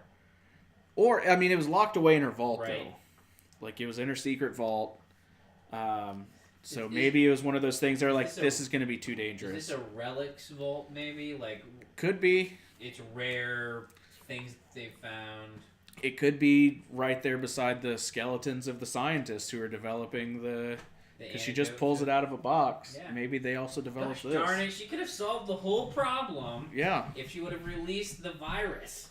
Now, that's the thing, too. If given the opportunity to get rid of the Sith, right, would the Jedi also sacrifice their Jedi powers? So you're saying if there was a way to disconnect people from the Force, let's say. Right, the virus. Release the virus. Would the Jedi be willing to disconnect themselves? Yeah. Would they be willing to release the virus? Everything I know of the values of the Jedi, sacrifice would seem to be a value. So I would say my answer would be yes. Now, there would obviously be some dissent among the ranks. But, yeah, I mean, as long as there's no harmful effects, it's just all of a sudden nobody's got superpowers anymore. Yeah, that'd be a really interesting book. Be very interesting. So, issue number 4. Vader saying, lay down your weapon. I do not want you to die. Right. That's a very specific phrasing. It's not, I don't want to kill you. Right. I need to take you in alive. It's, I do not want you to die. I did not pay attention to the specificity of the line he used, but as you're pointing it out, I can see that yes, he had other options to say, which would have been just as accurate. So, is this because he's loyal to his master that he's saying that, or because he has his own agenda? Or we've seen the meditation scene where he might be fighting some inner battles. I mean, what's going on? I know, it's hard for me not to want to jump ahead. Do a mini spoiler alert. Yeah. We'll go for it if it proves your point. Well, I just don't have I'm just thinking as we go. He doesn't seem to be personally invested. Mm-hmm. My quick response is he's doing it because this is what Palpatine wants, and it's an odd request, and he's already had to fight. What's the guy's name? The Grand Master Inquisitor. The Grand Inquisitor. To keep him from killing her. So, maybe he's also trying to get her to put down her giant.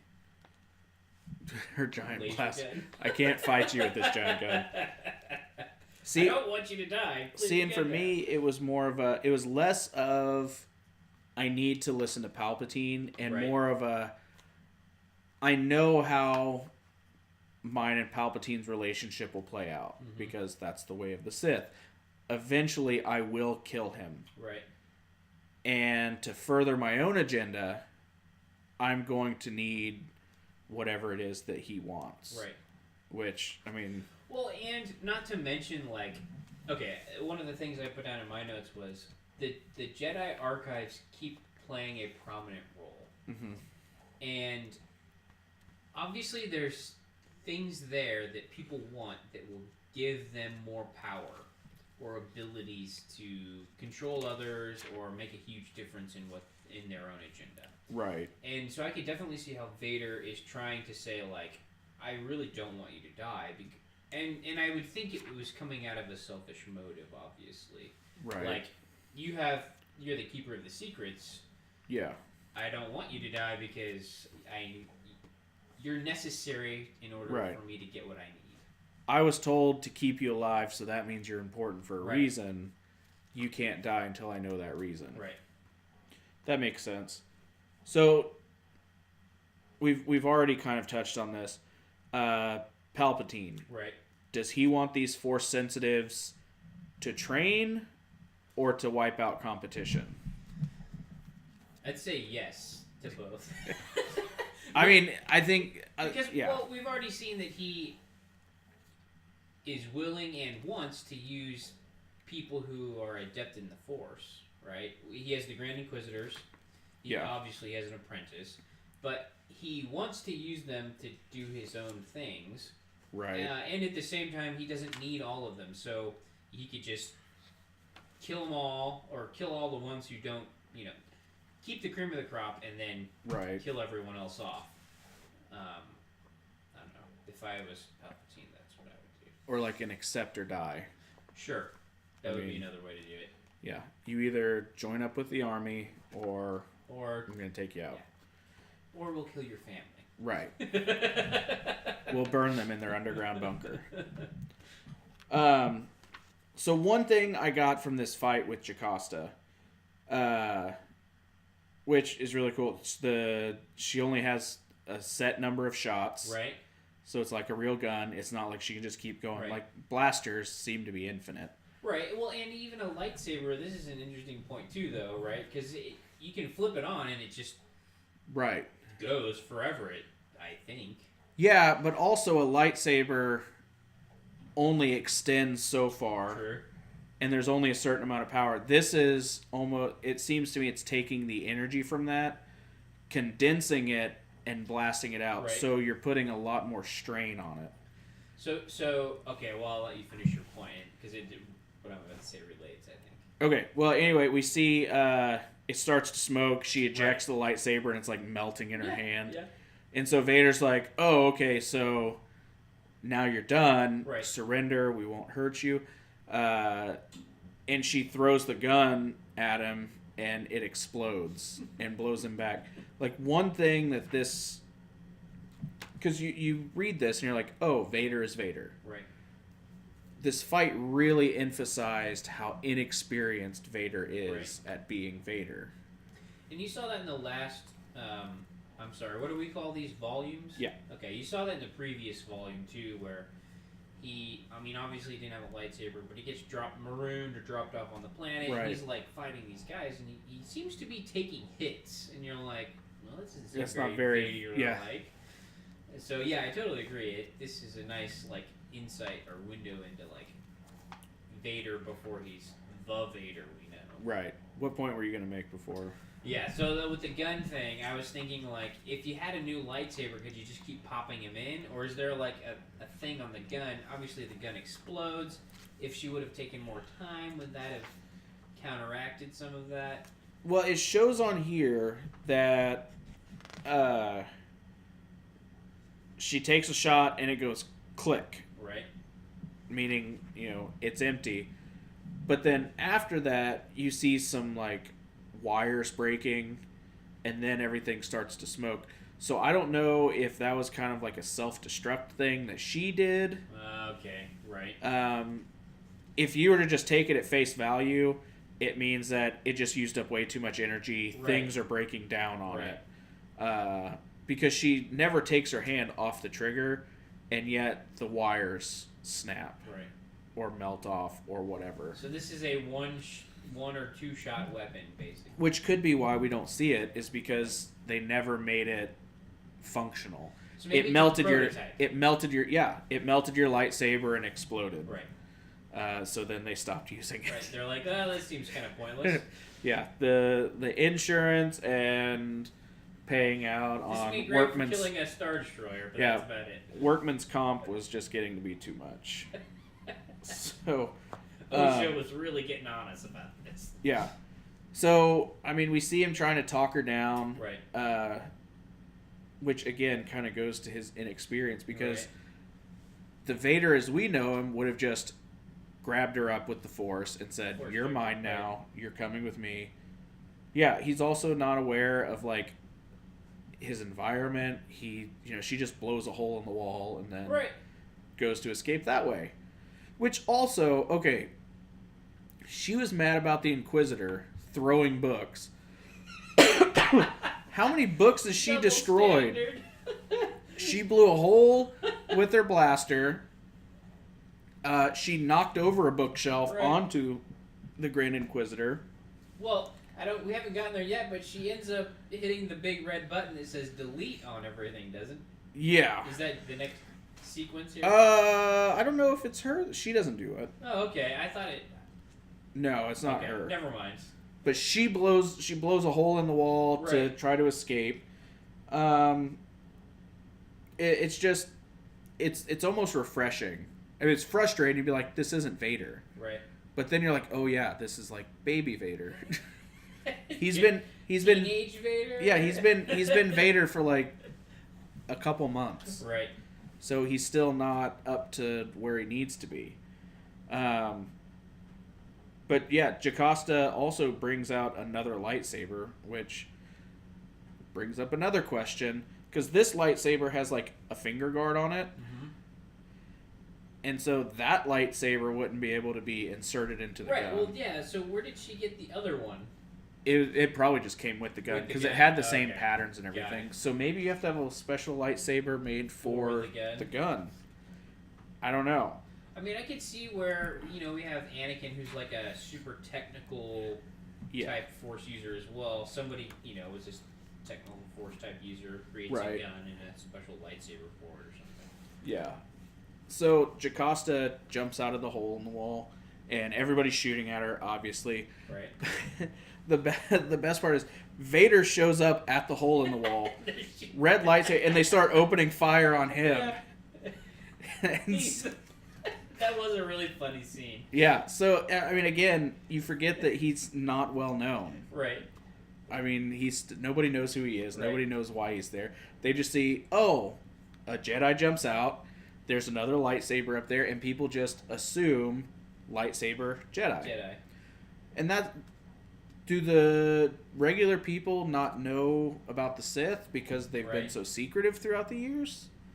I mean, at face value, that's what it seems like is happening. Right, here. because the Jedi were a part of everything. Right. They were helping out with the government. They were very open with who they were. The people who are shooting at him are clone troopers who have just fought a war to kill all the Jedi. Right.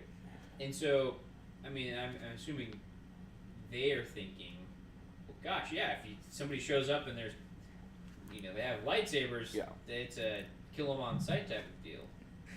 Yeah, and then the one guy who recognizes him, he's like, "Oh no!" Stop! Everybody stop! Stop shooting it! So Palpatine told Vader to keep all of this on the DL. Right. Like, do not tell anybody what you're doing or why you're doing it. So, did he want all of this chaos? Did he want all of these things to happen? And I've got a few reasons why I think a certain way. I mean, yeah, I guess I'm still undecided. Or the whole like keeping this a secret thing, I'm not well versed enough, I think, in comic lore to feel like, I can kind of see what's coming.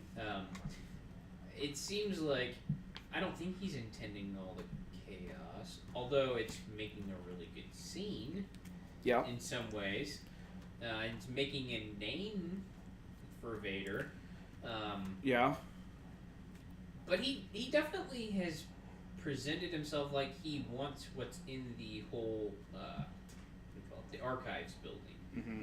And so I would think all of the stuff that they're doing, the destructive things that they're doing could be possibly destroying, are probably not what he's wanting to happen. Yeah, maybe not that. So I had, I think, three reasons why I thought Palpatine wanted all of this chaos to happen. One, now more people know Vader's legit and he's not to be messed with. So it's a way for him to say, hey, this is my guy. Right. This is Vader. Here's what he's capable of. And that kind of sends a message to all the stormtroopers, all the Imperial, whatever, generals, commanders, everybody. Two, this makes the Jedi look very bad in the public eye. So again, all they see, lightsaber equals Jedi. Right. And they see all of this destruction. They see that stormtroopers are in there. They have to fight. They're blowing holes in buildings. They're terrorists. So it kind of re-emphasizes all of that, because if you don't have any Jedi left causing problems, it's hard to say that Jedi are the problems. Right. They're the bad people when right. there's no one around to prove that. This also, feeding off of that, this makes Palpatine look like everybody's savior from the Jedi. Sure. My people stopped this from happening. Right. As well as, even if Vader survives this, then my guy that I trained, who has a lightsaber, is now protecting us, and here's how awesome he is. And if Vader dies, well, he was a Jedi, and my stormtroopers got rid of him. Right. So no matter what, Palpatine comes out better off. Right. Unless one of the two sneaks into his office and kills him. Unlikely to happen. Right. So, I think, looking at the context of everything, that's why he told him, you're not allowed to tell anybody anything. You just go in there, you have to do what you do, and then he just kind of lets everything unfold. And I think he also kind of feeds off the chaos. Right. I would definitely say, excuse me. I'd definitely say that Palpatine is, one, he seems really strategic, right? Yeah. But he also is an opportunist, right? So when chaos is unfolding around him, he knows how to manipulate things in order to turn that to his advantage. Yeah. That's how he strikes me. Right. Yeah, that's exactly it. So Vader jumps into the ship of the guy who's like, never, everybody stop shooting. And he said, why didn't you tell everybody what I looked like so they wouldn't shoot at me? And then this just goes again to, what is this security force thinking? Because he goes, I didn't expect anything like this to happen, sir. I just didn't think.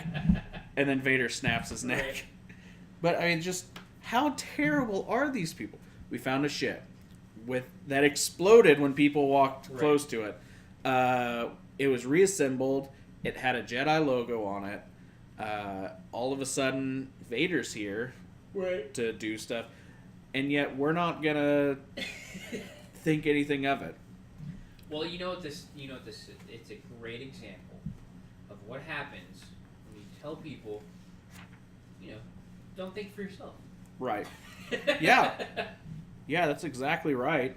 These guys are all just drones, and he wasn't given explicit instructions. I didn't think that. Yeah, all he was told was nobody goes in or out. Right.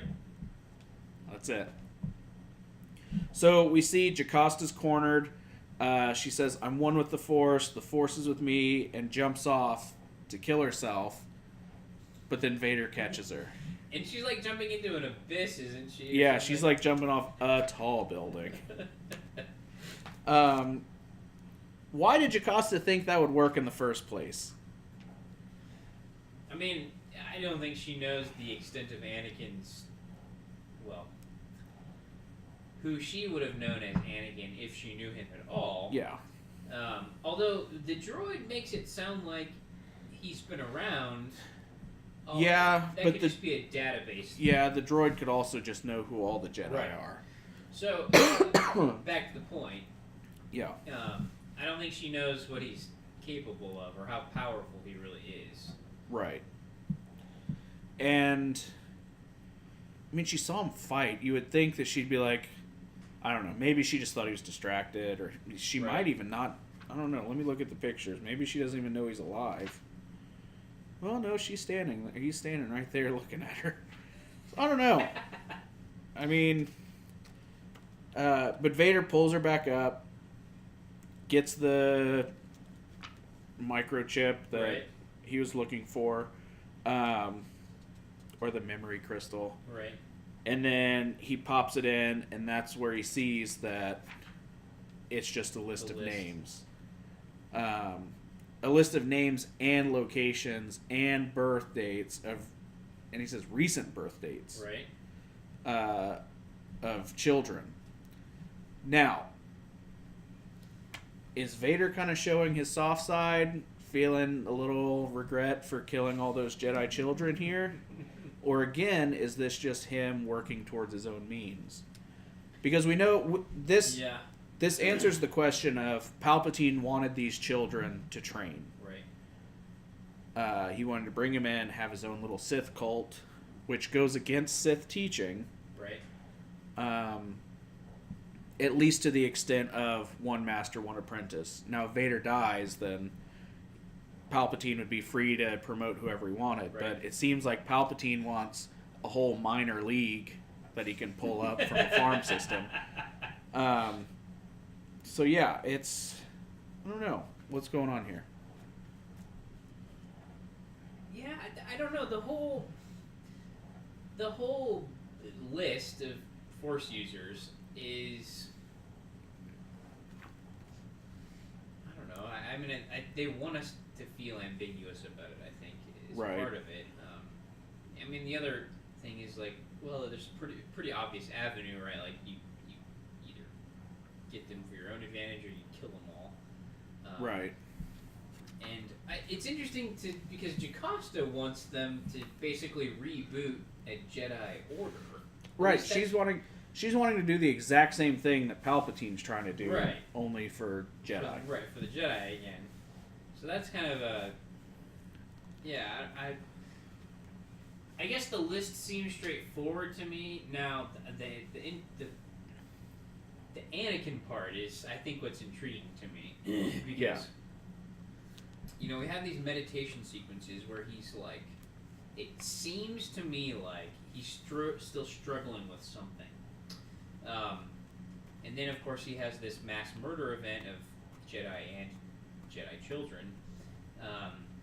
And you can see, especially from the first volume, he has all this pain, rage, anger, betrayal, frustration.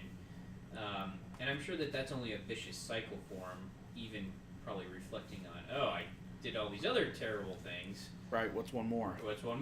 But then, of course, if you felt guilty before about it, sometimes you still have twinges of guilt that relate to that. Yeah. I don't know. I don't think I answered your question. It's still ambiguous. Yeah. Well, that's how it goes. So Jocasta actually references Vader as Anakin. Right. One of the stormtroopers says, "We don't take commands from Jedi, or do whatever you want with it." Something about the Jedi. And she says, "You're an idiot. You're taking orders from a Jedi Knight." Right.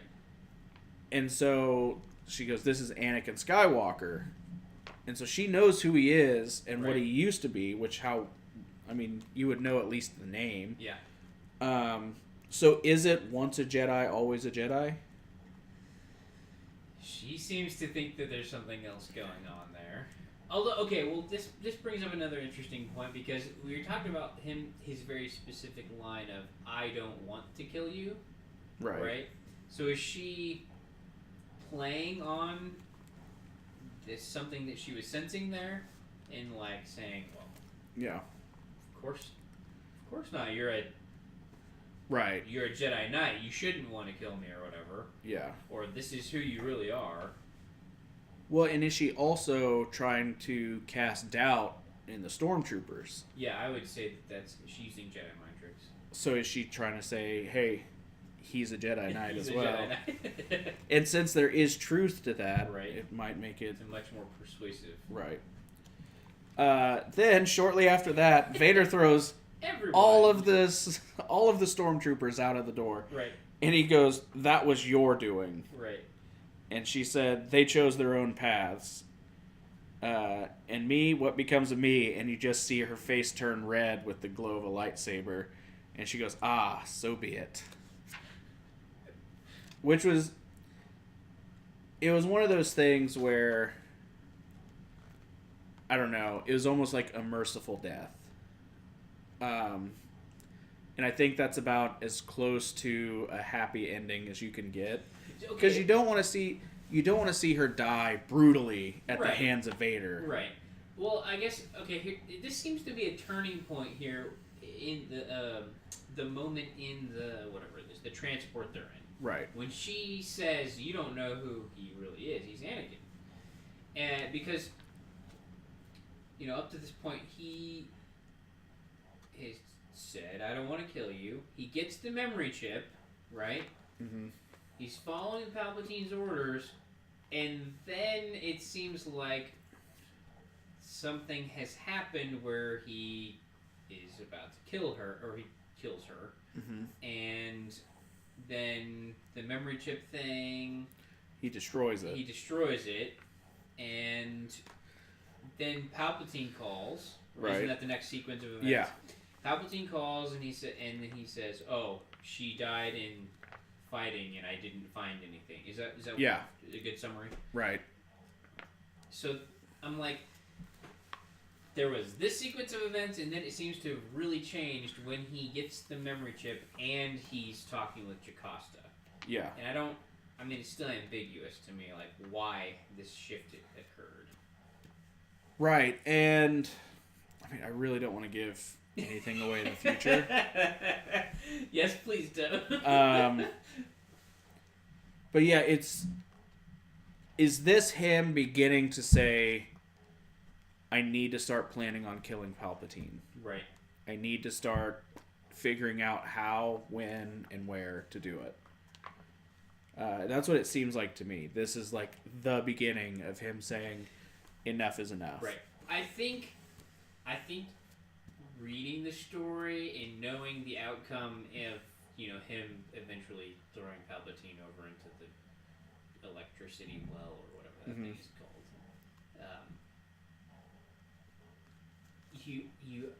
There's this like compulsive urge to want to believe that he's doing this because he wants to spare all these children, and he's, trying to manipulate the situation and plan and plot the downfall of the Emperor. But I'm like, the previous volume story arc seems to like lead you along that, and then it like flips the script on you.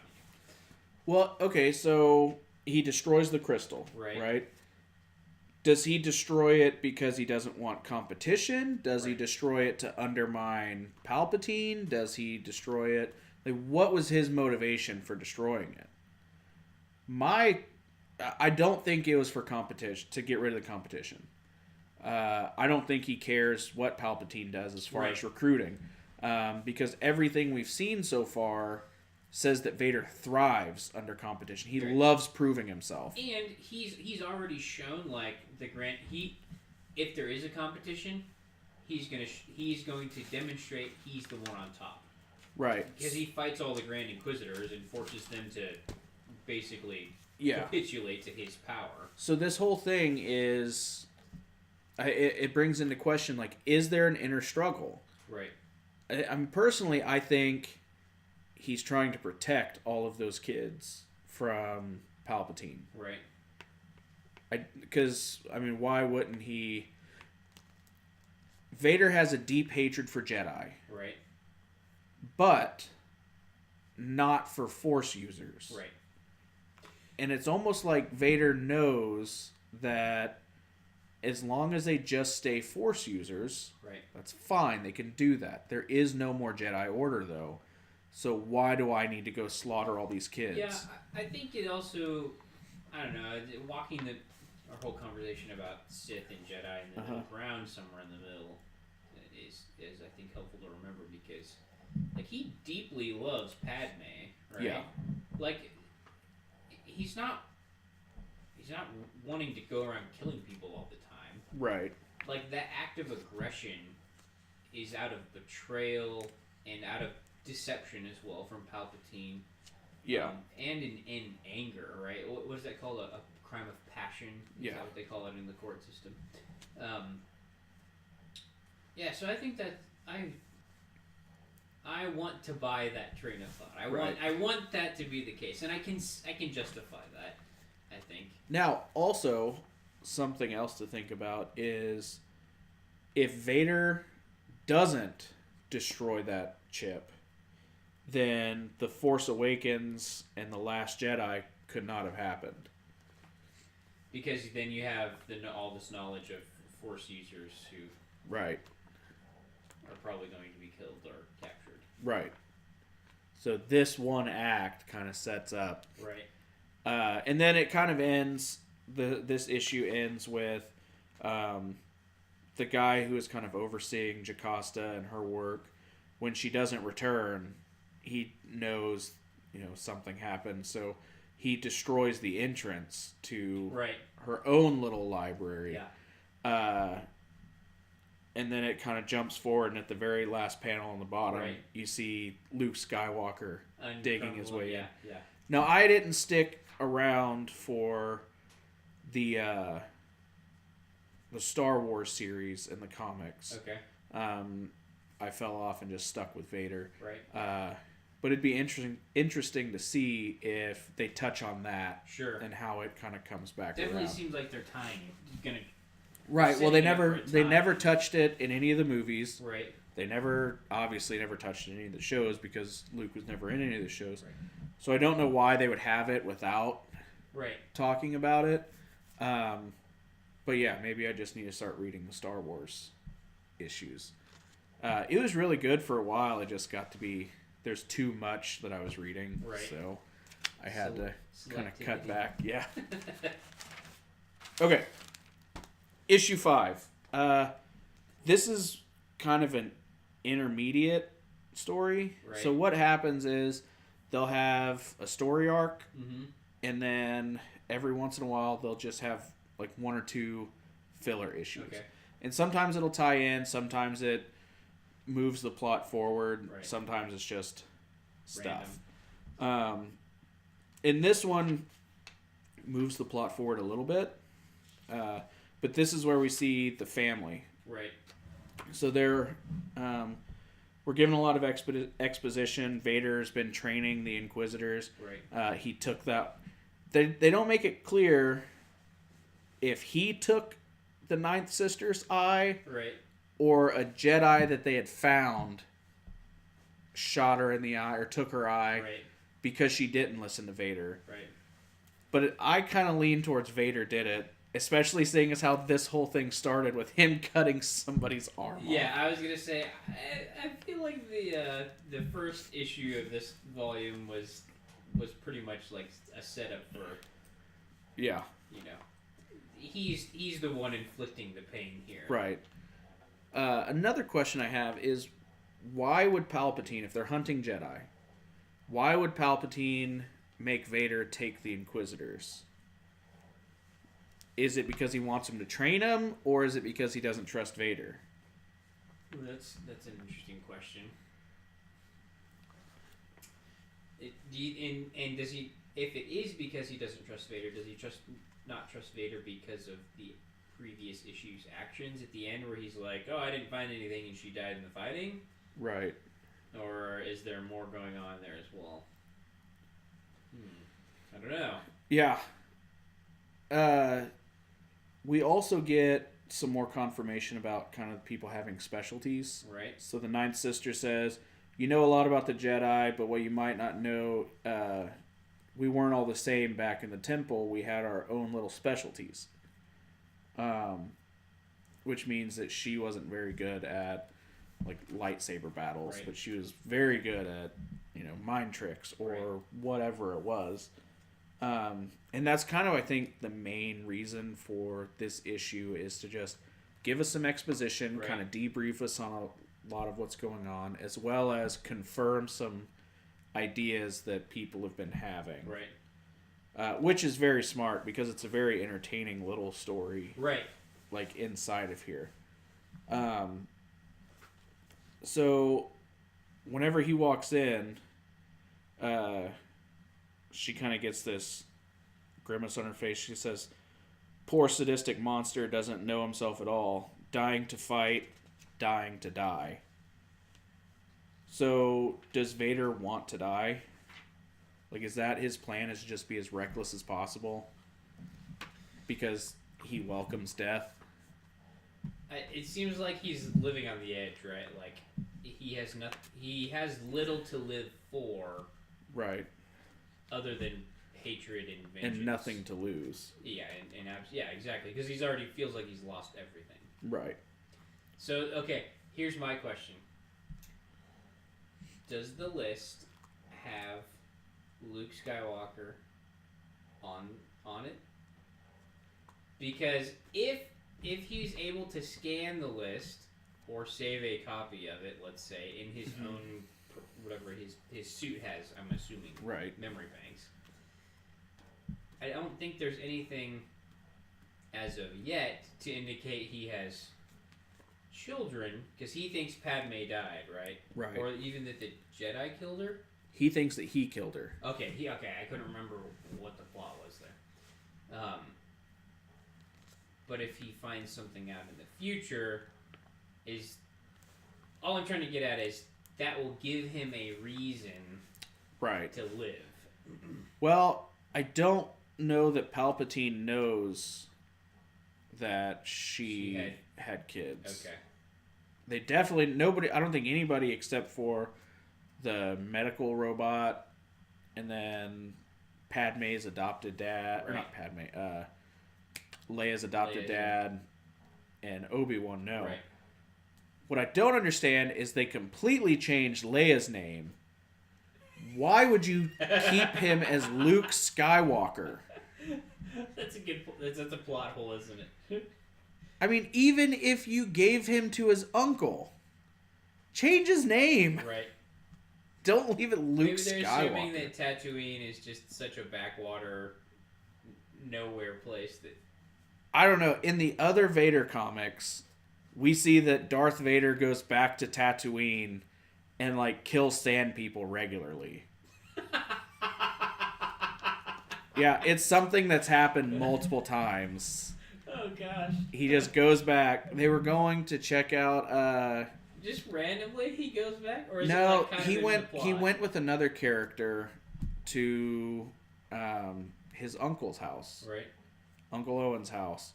And I guess it wouldn't be Vader's uncle, but they went to Owen's house. Right. Where they had the explosion and the fire and all that. And while he was on Tatooine, it just shows him standing over a fiery pile of, like, dead sand people. So I'm like, does he just do this, like, regularly? I guess he has a real propensity to hate sand people. Once a year, I show back up on Tatooine to hunt sand people. Gotta keep the numbers down. Yeah, I mean, I don't know. We also see that Vader he's got enough clout to actually be a target. Right. Because, as we learn, there aren't actually Jedi here. Somebody said there's a Jedi sighting. And then she's got some sort of gravity gun, this little girl, and goes to pull his lightsaber out. So somebody contracted them to get Vader. Right. To kill Vader. And this has to be a pretty strong gun because they're kind of playing tug of war with it. With the Force. Yeah, with the Force and with gravity, and it just rips it apart and destroys his saber. And his crystal falls out. This just leads to a bunch of other stuff, craziness happening. Everybody's dying and running away. So if he has enough clout to be a target, why doesn't he have enough clout for people to know to avoid him? Right. Or was the money just that good? I suppose he's a big enough target for people to want to kill, but he's not well known enough as a fighter or a powerful force. Right. It's easier for people to avoid him who are sent to kill him. Yeah. I also like how the Ninth Sister knows all this commotion's going on. She's just dead. She's like, oh, my communicator broke. Oops. Oh, well. Hope you survive. Yeah. Which lends me to believe that maybe he actually did take her eye. Exactly. She's not too keen on getting in there, is she? But whenever he comes out, that kind of, backfires on her because he's like, you set me up. Right. She's like, whoa. No, I didn't. Right. So he takes her lightsaber and he takes off. And we find out that the family is actually after Jedi. So even bounty hunters are getting in on this, saying, Right. "Oh, if we find Jedi, we'll get paid money for turning in their lightsabers or whatever."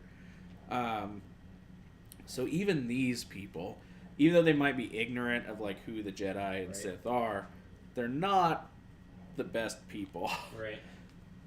And Sewell does a great job because most of the characters in here are bad guys. Yeah.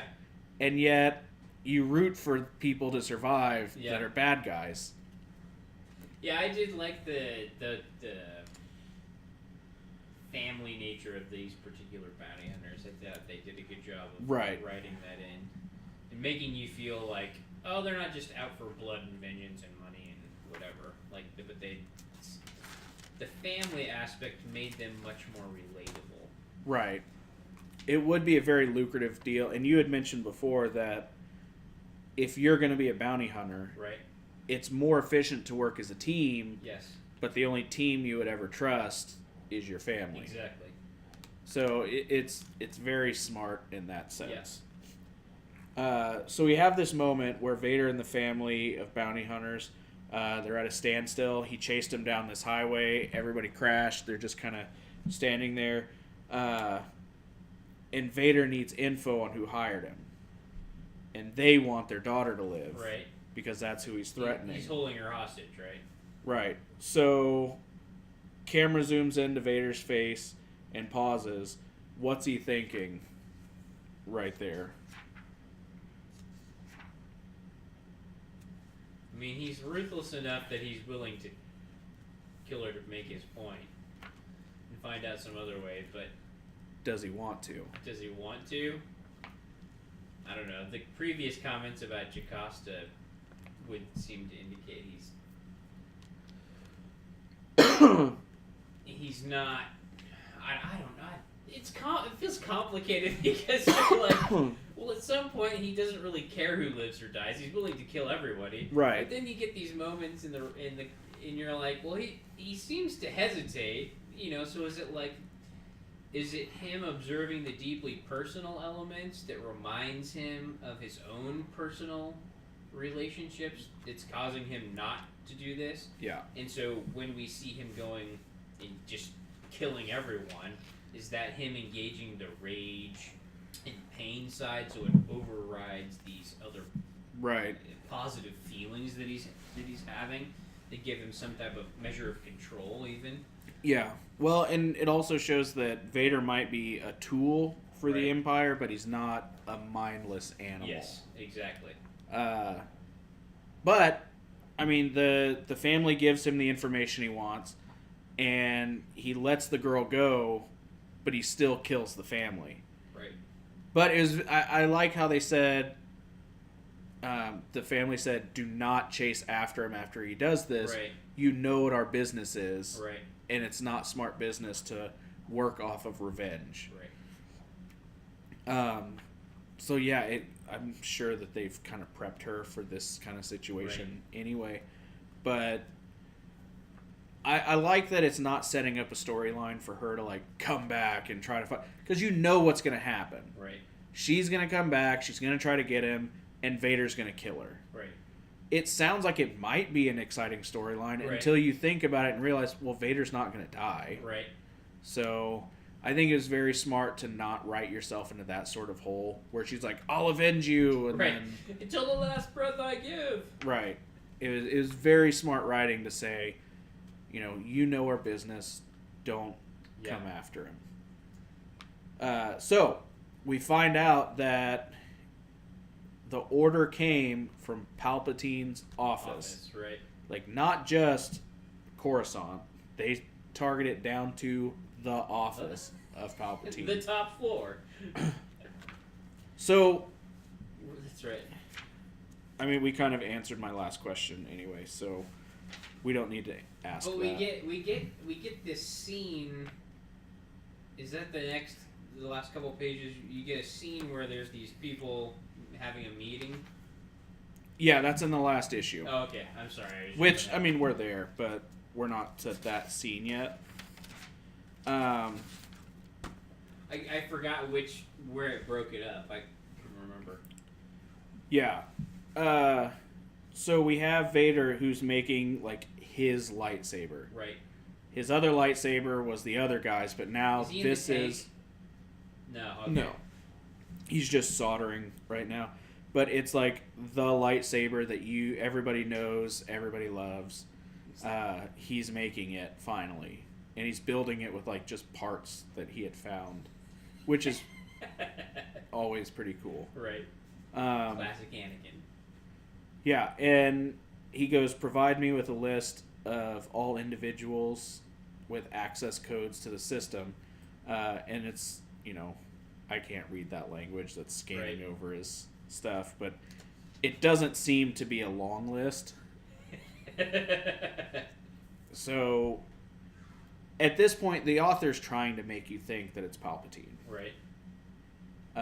Does Vader, at this point, think it is Palpatine, or does he think it's probably someone else? I mean, I don't know what his reasons to think it's Palpatine are, since Palpatine has invested all of this time and energy into kind of crafting him into the apprentice he wants him to be. But, I mean, knowing Palpatine too, it's like, well, you can't put it past him. Yeah, well, what I was thinking when I first read it was that, well, maybe this will just be a test. Well, I think that was my initial... I'll just start hiring bounty hunters to get you when you're not expecting it, and then you'll just have to defend yourself and train yourself like that, or you'll die, and then prove that you weren't worthy of it anyway. What made me originally think, because the first thought that came to my mind was it was Palpatine. Right. Without putting too much thought into it. But thinking back on how emotional Vader is. Yeah.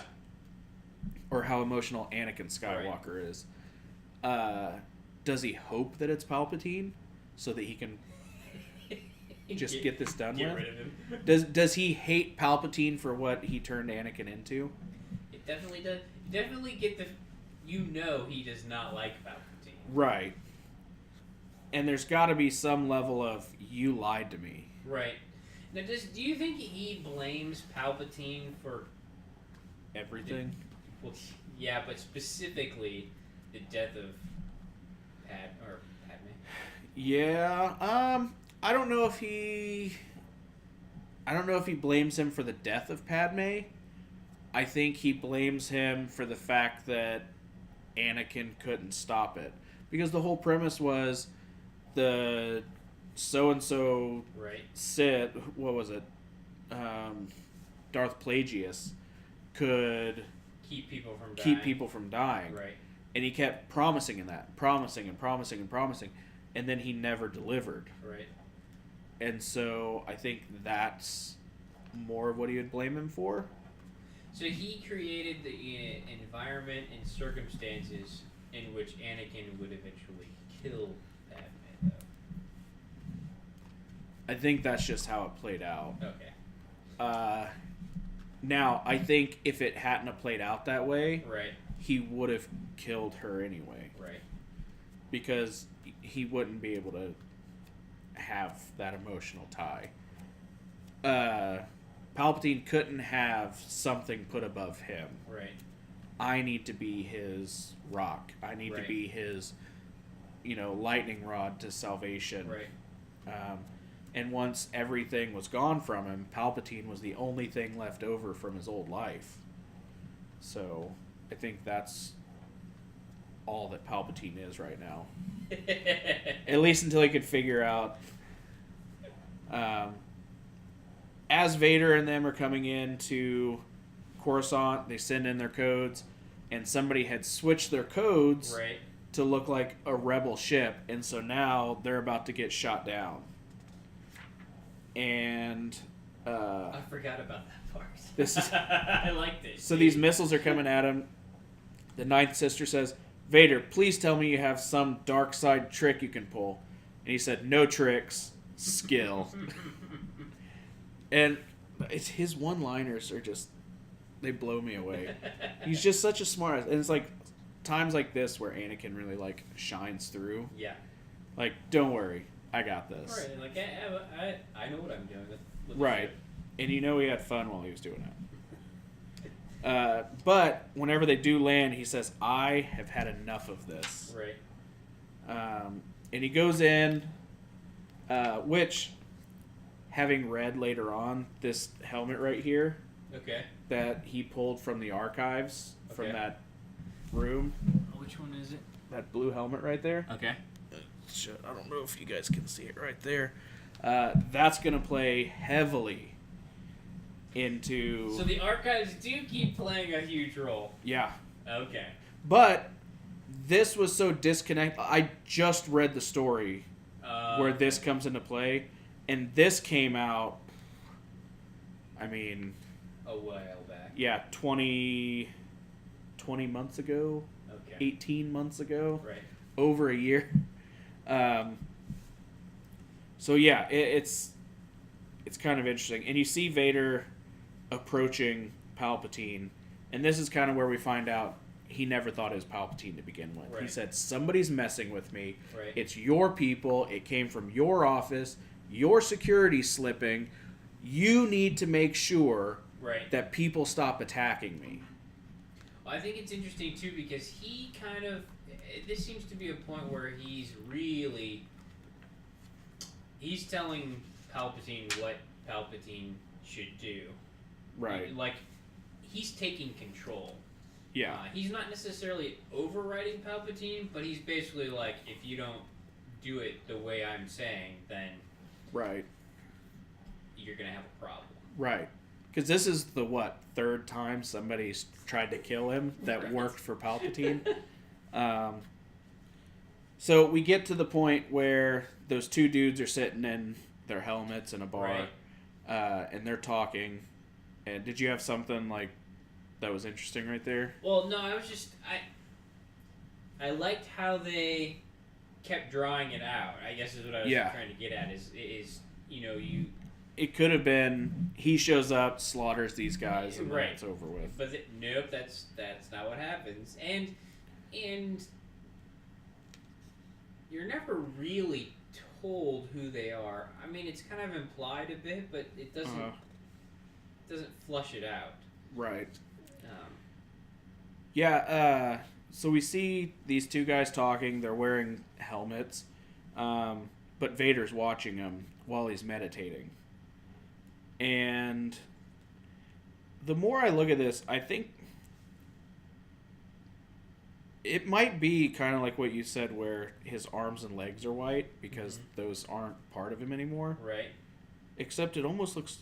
Do they just stop at the knee, or do we ever see him not sitting cross-legged? Because I don't think... He didn't lose him up to his hips. Right. I don't know. But we see him... That's how he is all the time, though. So I think that might be what it is. So the swirling is just his the living force tissue. So, and that might be why he's so strong in the Force now is, they say if you go blind, then your hearing gets better, your taste gets better. So maybe since he's had all of this amputated, the Force is more condensed into his being. I like the speculation.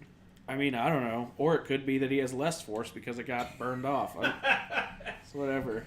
Wait, so here's another angle for our nullifying the Force. If you can chop enough appendages off, then you can decrease a person's Force use. Maybe. But then that would mean that Darth Maul would have half as much Force. That's true. Which I don't think is the case, right? Right. Yeah, I don't know. Okay, never mind. Not important. So as Vader's meditating and he's looking at these guys and his little Force butterflies are flying around him, he sees the guy that he had Force choked earlier at the beginning of issue 2. And so now he knows who did it. He goes to Palpatine, tells him, and this is where they line everybody up. Right. And they say, "You four, step forward." And he introduces him saying, "This is Vader, you guys are all going to listen to him, and this is why you have to listen to him. I think, yeah, he goes, 2 attempts have been made on my life, blah, blah, blah.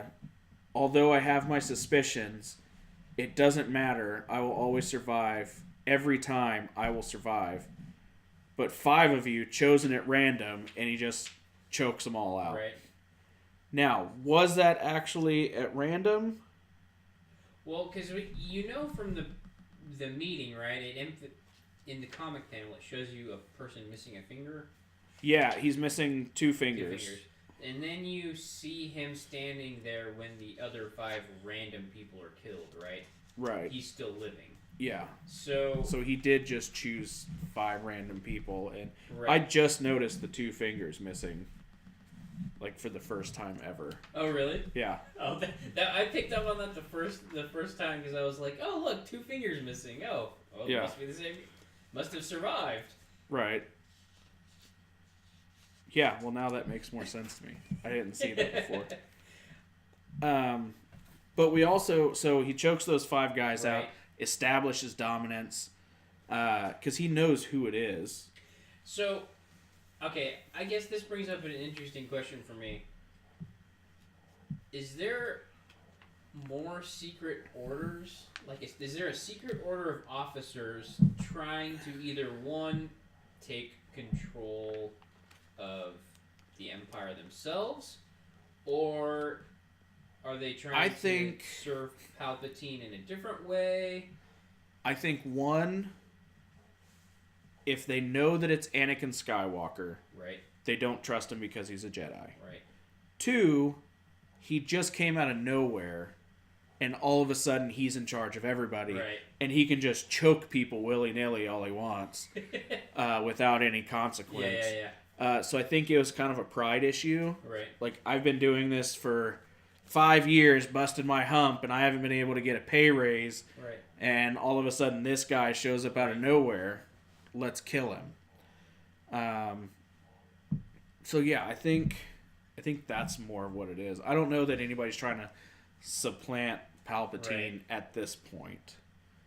And I mean, honestly, I don't know that there's any other storyline where people are. But that does beg the question of how many of these guys go to join the First Order.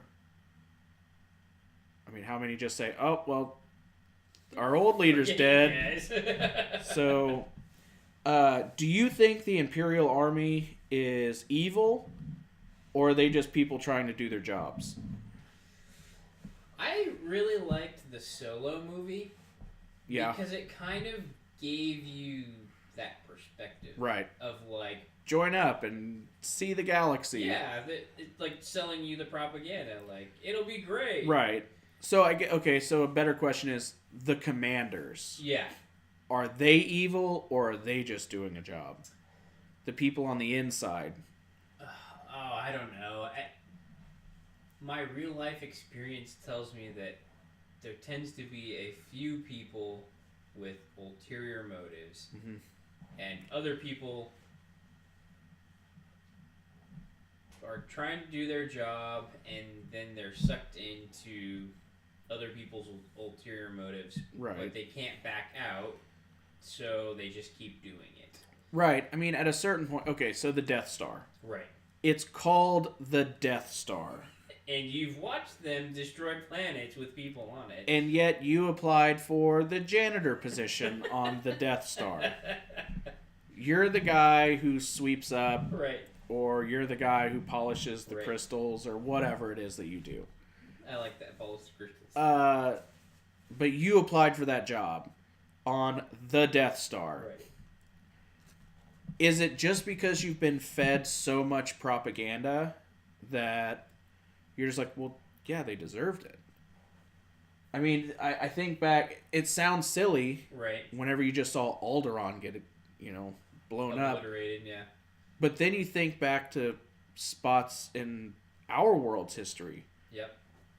I mean, the Nazis, the one that everybody points to. That's what I was thinking, yeah. I mean, they're trained from a very young age. They're not evil people. They're just doing their job. Right.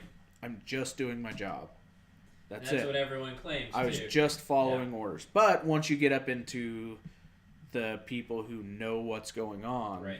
the generals, the commanders, stuff like that, or, in Rwanda, when that happened. Right. I mean, those were people who were just fed a line for so long that whenever the time came, they were so riled up that they just said, yeah, you deserve this. Yeah. So, I mean, as weird as it sounds to say, yeah, they're just doing their jobs. The guy who pushes the button on the Death Star, right. I mean, for all intents and purposes, he's helping out. Yeah. He's doing the right thing. He's doing his part. I mean, we see Nazism as terrible, right, because we're looking at it from a different perspective. We're not looking at it from the inside, being raised up from birth. Exactly. I think it emphasizes the importance of, like, how you view reality and the narrative you have in order, the framework that you have to understand what's going on really matters. Right. And it has consequences and implications. Yeah. So at this point, Vader's meditating, and the light butterflies are still flying around him, and all these tendrils shoot out and destroy the butterflies. Right. Is that him finally saying, you know what? I'm in this, like, full bore now. Right. I'm here. This is what I'm doing. I'm giving it all over to Palpatine. I don't think he's giving it all over to Palpatine. It seems more to me like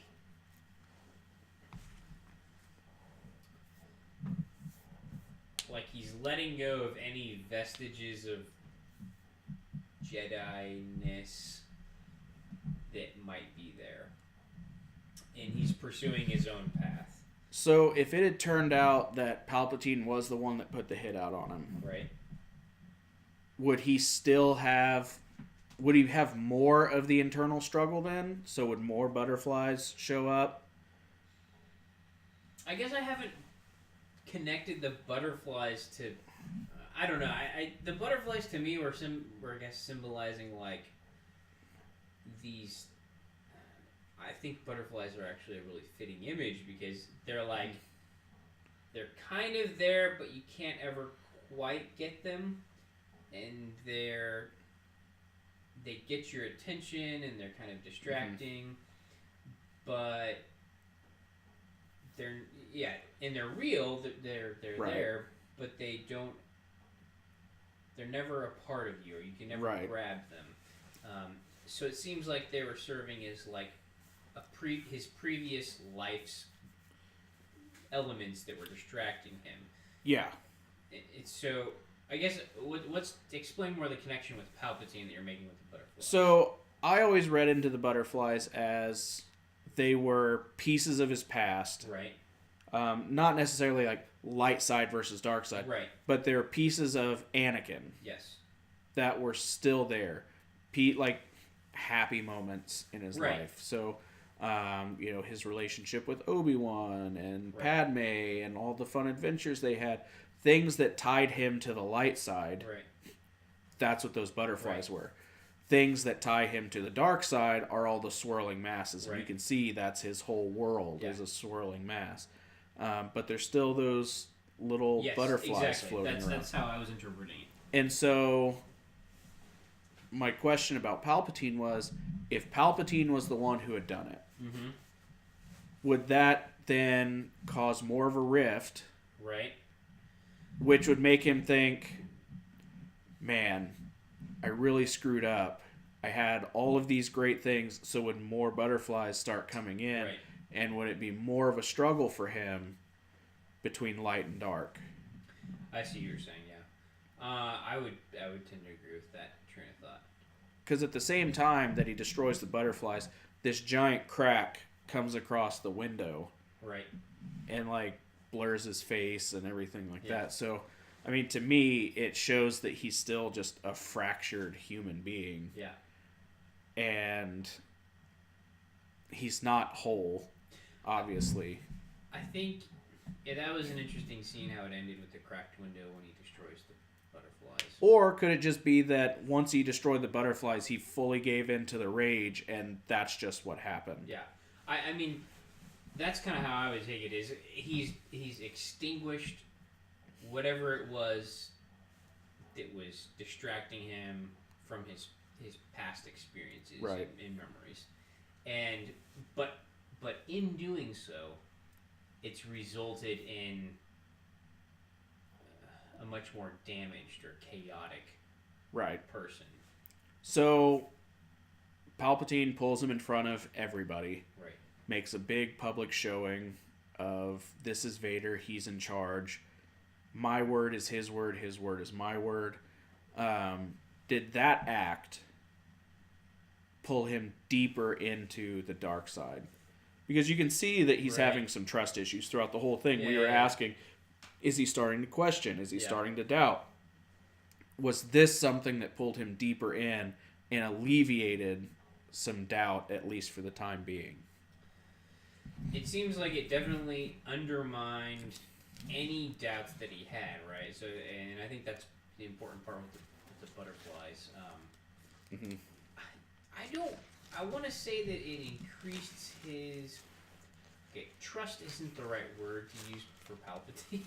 Yeah. That's true. It increased his ability to be like, all right, what I say is final authority. Like, he is putting his authority in me, and vice versa. So there's no undermining of Vader now. Right. At least at a very public level. Yeah. Who knows what Palpatine has cooking in the back room, but... Right. Well, and, I mean, we see Palpatine constantly challenge him. Right. But, again, we know that Vader openly accepts challenges. Right. He loves proving himself. Even as Anakin, he loved proving his superiority. But to have it acknowledged, I've been keeping you a secret. Right. I've been making you do all these things in the shadows. A few people know who you are. But now, this is your big moment. Right. And I'm going to let you choke 5 people to death in front of everybody. Right. To emphasize it. So it just seemed like... It's almost like when you're really mad at your dad. And then he comes in and he goes, hey, why don't we go out for lunch and we'll just hang out. And so then from that moment of you guys being angry with each other and separated, he pulls you in and you guys make a deeper connection and it just pulls you back. That's what it seemed like to me. Yeah. And it was a very calculated move by Palpatine. Right. So maybe Palpatine engineered all of this, hatred, this distrust. He facilitated all of this chaos so that Vader would start doubting him, start being angry, only to say, this is my guy. Right. He is just as good as me. Which is what he was doing the entire time. He was training Anakin before everything went down. Yeah, he's definitely a master manipulator. That's how he comes across in the movies, in the comics, I think, and I assume in other storylines as well. Yeah.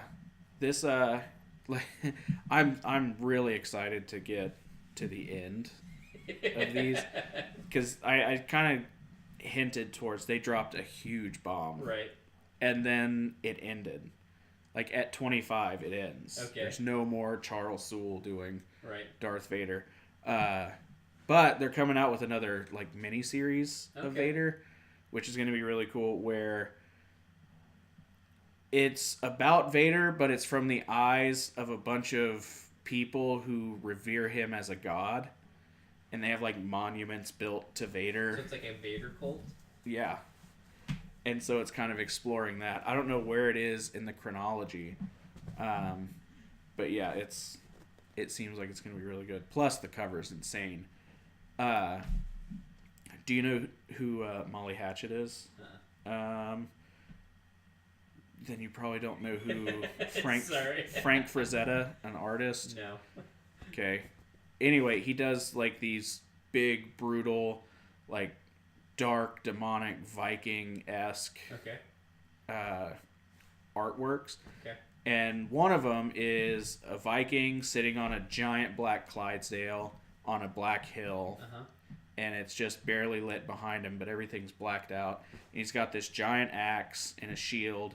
And he's got this horned helmet, and the horse has like this helmet thing on, and it's got spikes all over, and there's just red glowing eyes in the Viking's helmet. So what they did was they put Vader on a horse, and he's got this big shield, but it's got the Imperial logo on it. Right. And then he's got his lightsaber. It's amazing. That's pretty cool. I'm ready for it to come out. I don't know when it comes out, so, but it's so soon. it's not really gonna follow Vader per se. It's gonna follow right, like the cult of Vader. The cult of Vader and what they're thinking and what they're doing. Yeah, and I don't know too much about it. I just know that's kind of the overarching premise. This does seem like an interesting premise. Yeah, and it's got a really good writer and good artists on it too, so I'm pretty excited. But I don't know. These are 6 issues long, and we've gone through 12. Right. So we're close to halfway. Yeah, we get 2 or 3 more. So, as long as you're down. Yeah, I'm down. I've enjoyed it. Yeah. I think you're right. The writer is it Sewell? Is it? Charles Sewell. Charles Sewell. Yeah, it does a great job of. I mean, our whole conversation here has been like. Yeah. Well, what is he feeling here? He could be feeling something empathetic, or he could be thinking, well, this is a calculated move, or he commits mass murder over here, and then is he saving? And the variety of story that goes along is very, very good as well. It's not all just, Palpatine screwing Vader over and Vader getting doubtful about things, and it's not all that. Yeah. It's a whole big. It's good. It's well done, and it's well tied. They tie things in together. Yeah, and then who's that general? Super old, very slim face. Yeah. They had to CGI him into. Yep. I don't know his name. Anyway, they introduce him. Like, this is where he gets pulled in, and they have a very, very good 1 or 2 issues. It's not Admiral Thrawn. Yeah, it is. Thrawn? I think it's Thrawn. Okay. Yeah. There's a really good story between the 2 of them. Oh, good. Yeah. It's amazing. And these are also spawning like 1 and 2 shots and stuff like. So there's a whole bunch of like side stories there. Thrawn has his own little mini series, and Lando had a mini series, and Han Solo had a mini series. Everybody's getting their own stuff. Now they're coming out with one-shots, which they had Mace Windu, Qui-Gon Jinn, Obi-Wan Kenobi. Do you feel like those are tying and giving you more detail into the overarching story, or are they just kind of like... Yeah, I haven't read any of those one-shots, and I've read very few of like the spin-offs, again, just because it gets expensive. Right. But I've heard that the one-shots are amazing. They also had one on Jango Fett. So, yeah, I've always thought Boba Fett was way overrated. Jango Fett was cool because he actually did something. Right. Boba Fett fell into a hole and died, and that's it. It just seems like such an anticlimactic, end for all of this. Well, build up for such a legendary character to have so much staying power, he gets kicked into. He hasn't done anything. So yeah, I don't know. Could he have survived the pit? Maybe, but he doesn't show up anywhere else. I mean, there's a chance, as long as he didn't get chewed up. Okay, now a rumor I've heard is he's going to get his own movie. Is that... No. No? Okay. Were they doing a series about him, though? They're doing a series. They're doing a series called The Mandalorian. Okay. But there are lots of Mandalorians out there. And what is Mandalorian, or the Mandalorian? It's just... Mandalorians are just the race that's from Mandalore. Okay. And they wear those helmets and stuff like that. Got it. So I don't know who it's following. And it's not going to be the Mandalorian War, because that was like 2,000 years ago. Okay. It's just going to be about a Mandalorian. And what was... where do you find out about the Mandalorian War? Like, how's that connected? Is it in a comic, book? Do they reference They talk about it in books. Okay. Which are no longer canon. There was also a video game called Knights of the Old Republic right. and Knights of the Old Republic 2, which I think are about the Mandalorian Wars. I could be mistaken, but yeah, it's. I guess that's where you find it. Got it. But yeah, it happened a long time ago. Long time ago. Okay, that must have been what I've seen like a screenshot or a CGI screenshot of. Mm-hmm. It was like a Mandalorian. I think it was what it was for. Yeah.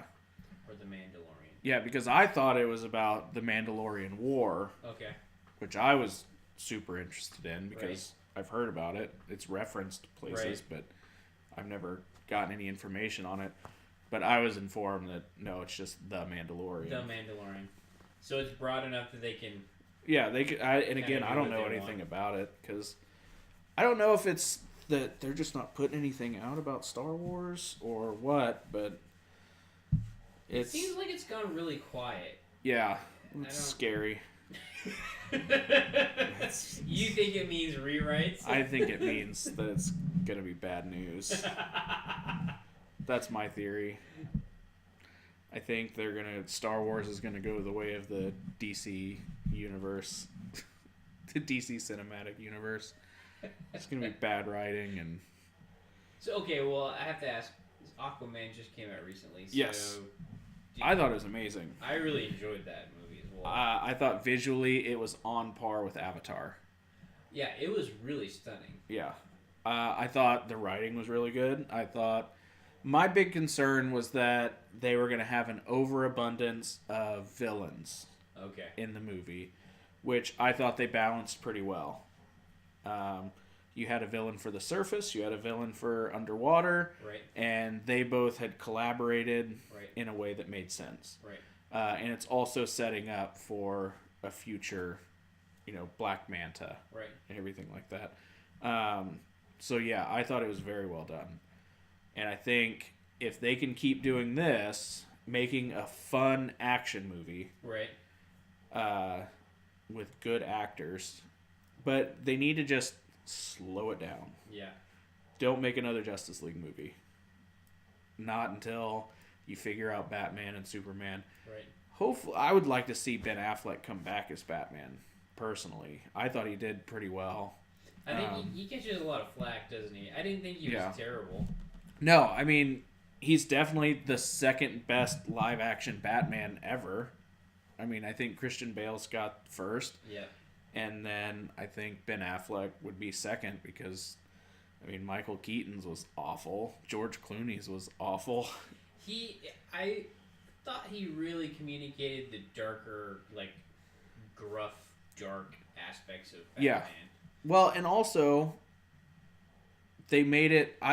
I think the thing that won me over was whenever they put the voice changer in. Yeah. So that you don't have Batman going, I'm Batman. I mean that was like the one thing. Movie. That was the one. Yeah, that was the one thing I hated about Christian Bale's. Yeah. Was that he made his voice gruff. Right. Just put the voice modulator on. Yeah. There. He has all the tech in those movies, anyways. Yeah. But yeah, I was into it. So make your Wonder Woman 2. Right. Make a Flash movie. Don't make a Cyborg movie, because I don't think it's going to be any good. I'm just not a huge fan of Cyborg, though. Introduce Green Lantern. Then... Now, they tried to do that with Ryan Reynolds, right? That's not part of canon, though. Oh, that was pre-DC Cinematic Universe? Yeah, that wasn't part of it. Okay. That movie, though, is like my guilty pleasure. Like, it's not a great movie, but it's fun to watch. But yeah, introduce a Green Lantern movie. I think it should be Hal Jordan. A lot of people think it should be Jon Stewart. Okay, is that the characters who played Green Lantern? No, Hal Jordan was like the first Earth Green Lantern. Okay. And then you got, what's his name? Anyway, you got somebody else. Then you got Jon Stewart. Then you got Kyle Rayner. And those are the four people for Earth. Jon Stewart's my least favorite, though. I don't like him. I don't know anything about the Lantern. So yeah, I mean, each one has their own. Guy Gardner. Okay. Guy Gardner. They each have very distinct personalities that work very well as a team. Okay. But whenever you're going solo with like the shows or the comics, yeah. like I don't like reading the ones where Jon Stewart is the Green Lantern. But where he's leading the Green Lanterns and Hal Jordan and Guy Gardner and Kyle Rayner are all there, right. Those are really good. But yeah, introduce Hal Jordan, and then you can start thinking of Justice League 2. Right. And not try to rush it. Make a 10-year plan and follow it, just like Marvel did. Stop trying to jump in the same boat as Marvel and just take your time. Right. Now, is Marvel doing their next phase? Is that right? They talk about phases. After Endgame, they're going to start their next phase. And is Captain Marvel going to be a key player in that? Captain Marvel, they're setting it up to where it looks like she's going to be the one that like saves the day. Right.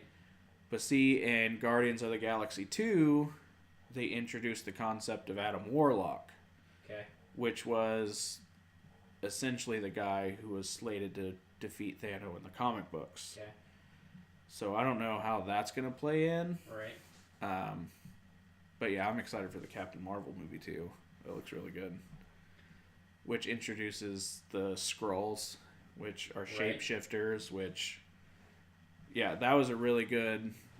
Secret Invasion was a really good series in the comics. Okay. Where it turned out most of the superheroes were just replaced by Skrulls. But yeah, it made for a really good comic. Right. Because you never know who's gonna die or be... They had to go figure it out. And then that led into Dark Reign. Okay. Where Norman Osborn took over as director of S.H.I.E.L.D. and brought in his Dark Avengers, which were just villains that he made Avengers. Right. And then that leads into another and another and another, and it just cascade goes on forever. Right. But yeah, I think DC's, they're right there. I think they've almost got it. I think The Flash would make a good movie. Even though everybody shit all over The Flash movie. Yeah. The Flash in the Justice League, I thought he was really good. I kind of liked him. I liked him better than the TV series that they had going on. Yeah, I'm not into the WB series. Yeah. It's just bad acting. And I mean, that's what you get with, like, low budget. Sure. But, yeah. All right, well, that's going to do it for this episode. If you enjoyed what you saw, hit the like button. If you like the channel, hit the subscribe button. Again, you can find me on Instagram, Facebook, and YouTube at The Comic Den. Go to teespring.com/store/The Comic Den. If you want to buy some merch, don't look for David on Instagram because he's hiding. Eventually, you'll come up. Alternate universe. Yeah, eventually. Do you get people on Instagram that just randomly follow you? No. That are just like from Russia or... I don't think so. No. Everyone's like, after I post, what's weird is I'll post something, right, and then like less than a second after I posted it, 3 people have liked it. Really? And I'm like, wow. Yeah, that's not suspicious. Like, you're just a Russian bot trolling for... Right. Well, it makes you wonder, like, are they trying to, like, why are they trying to run the likes up? So I don't know. I don't know. But anyway. Podcast for another time. Yeah. Again, till next time, folks. Take it easy. Have a good one.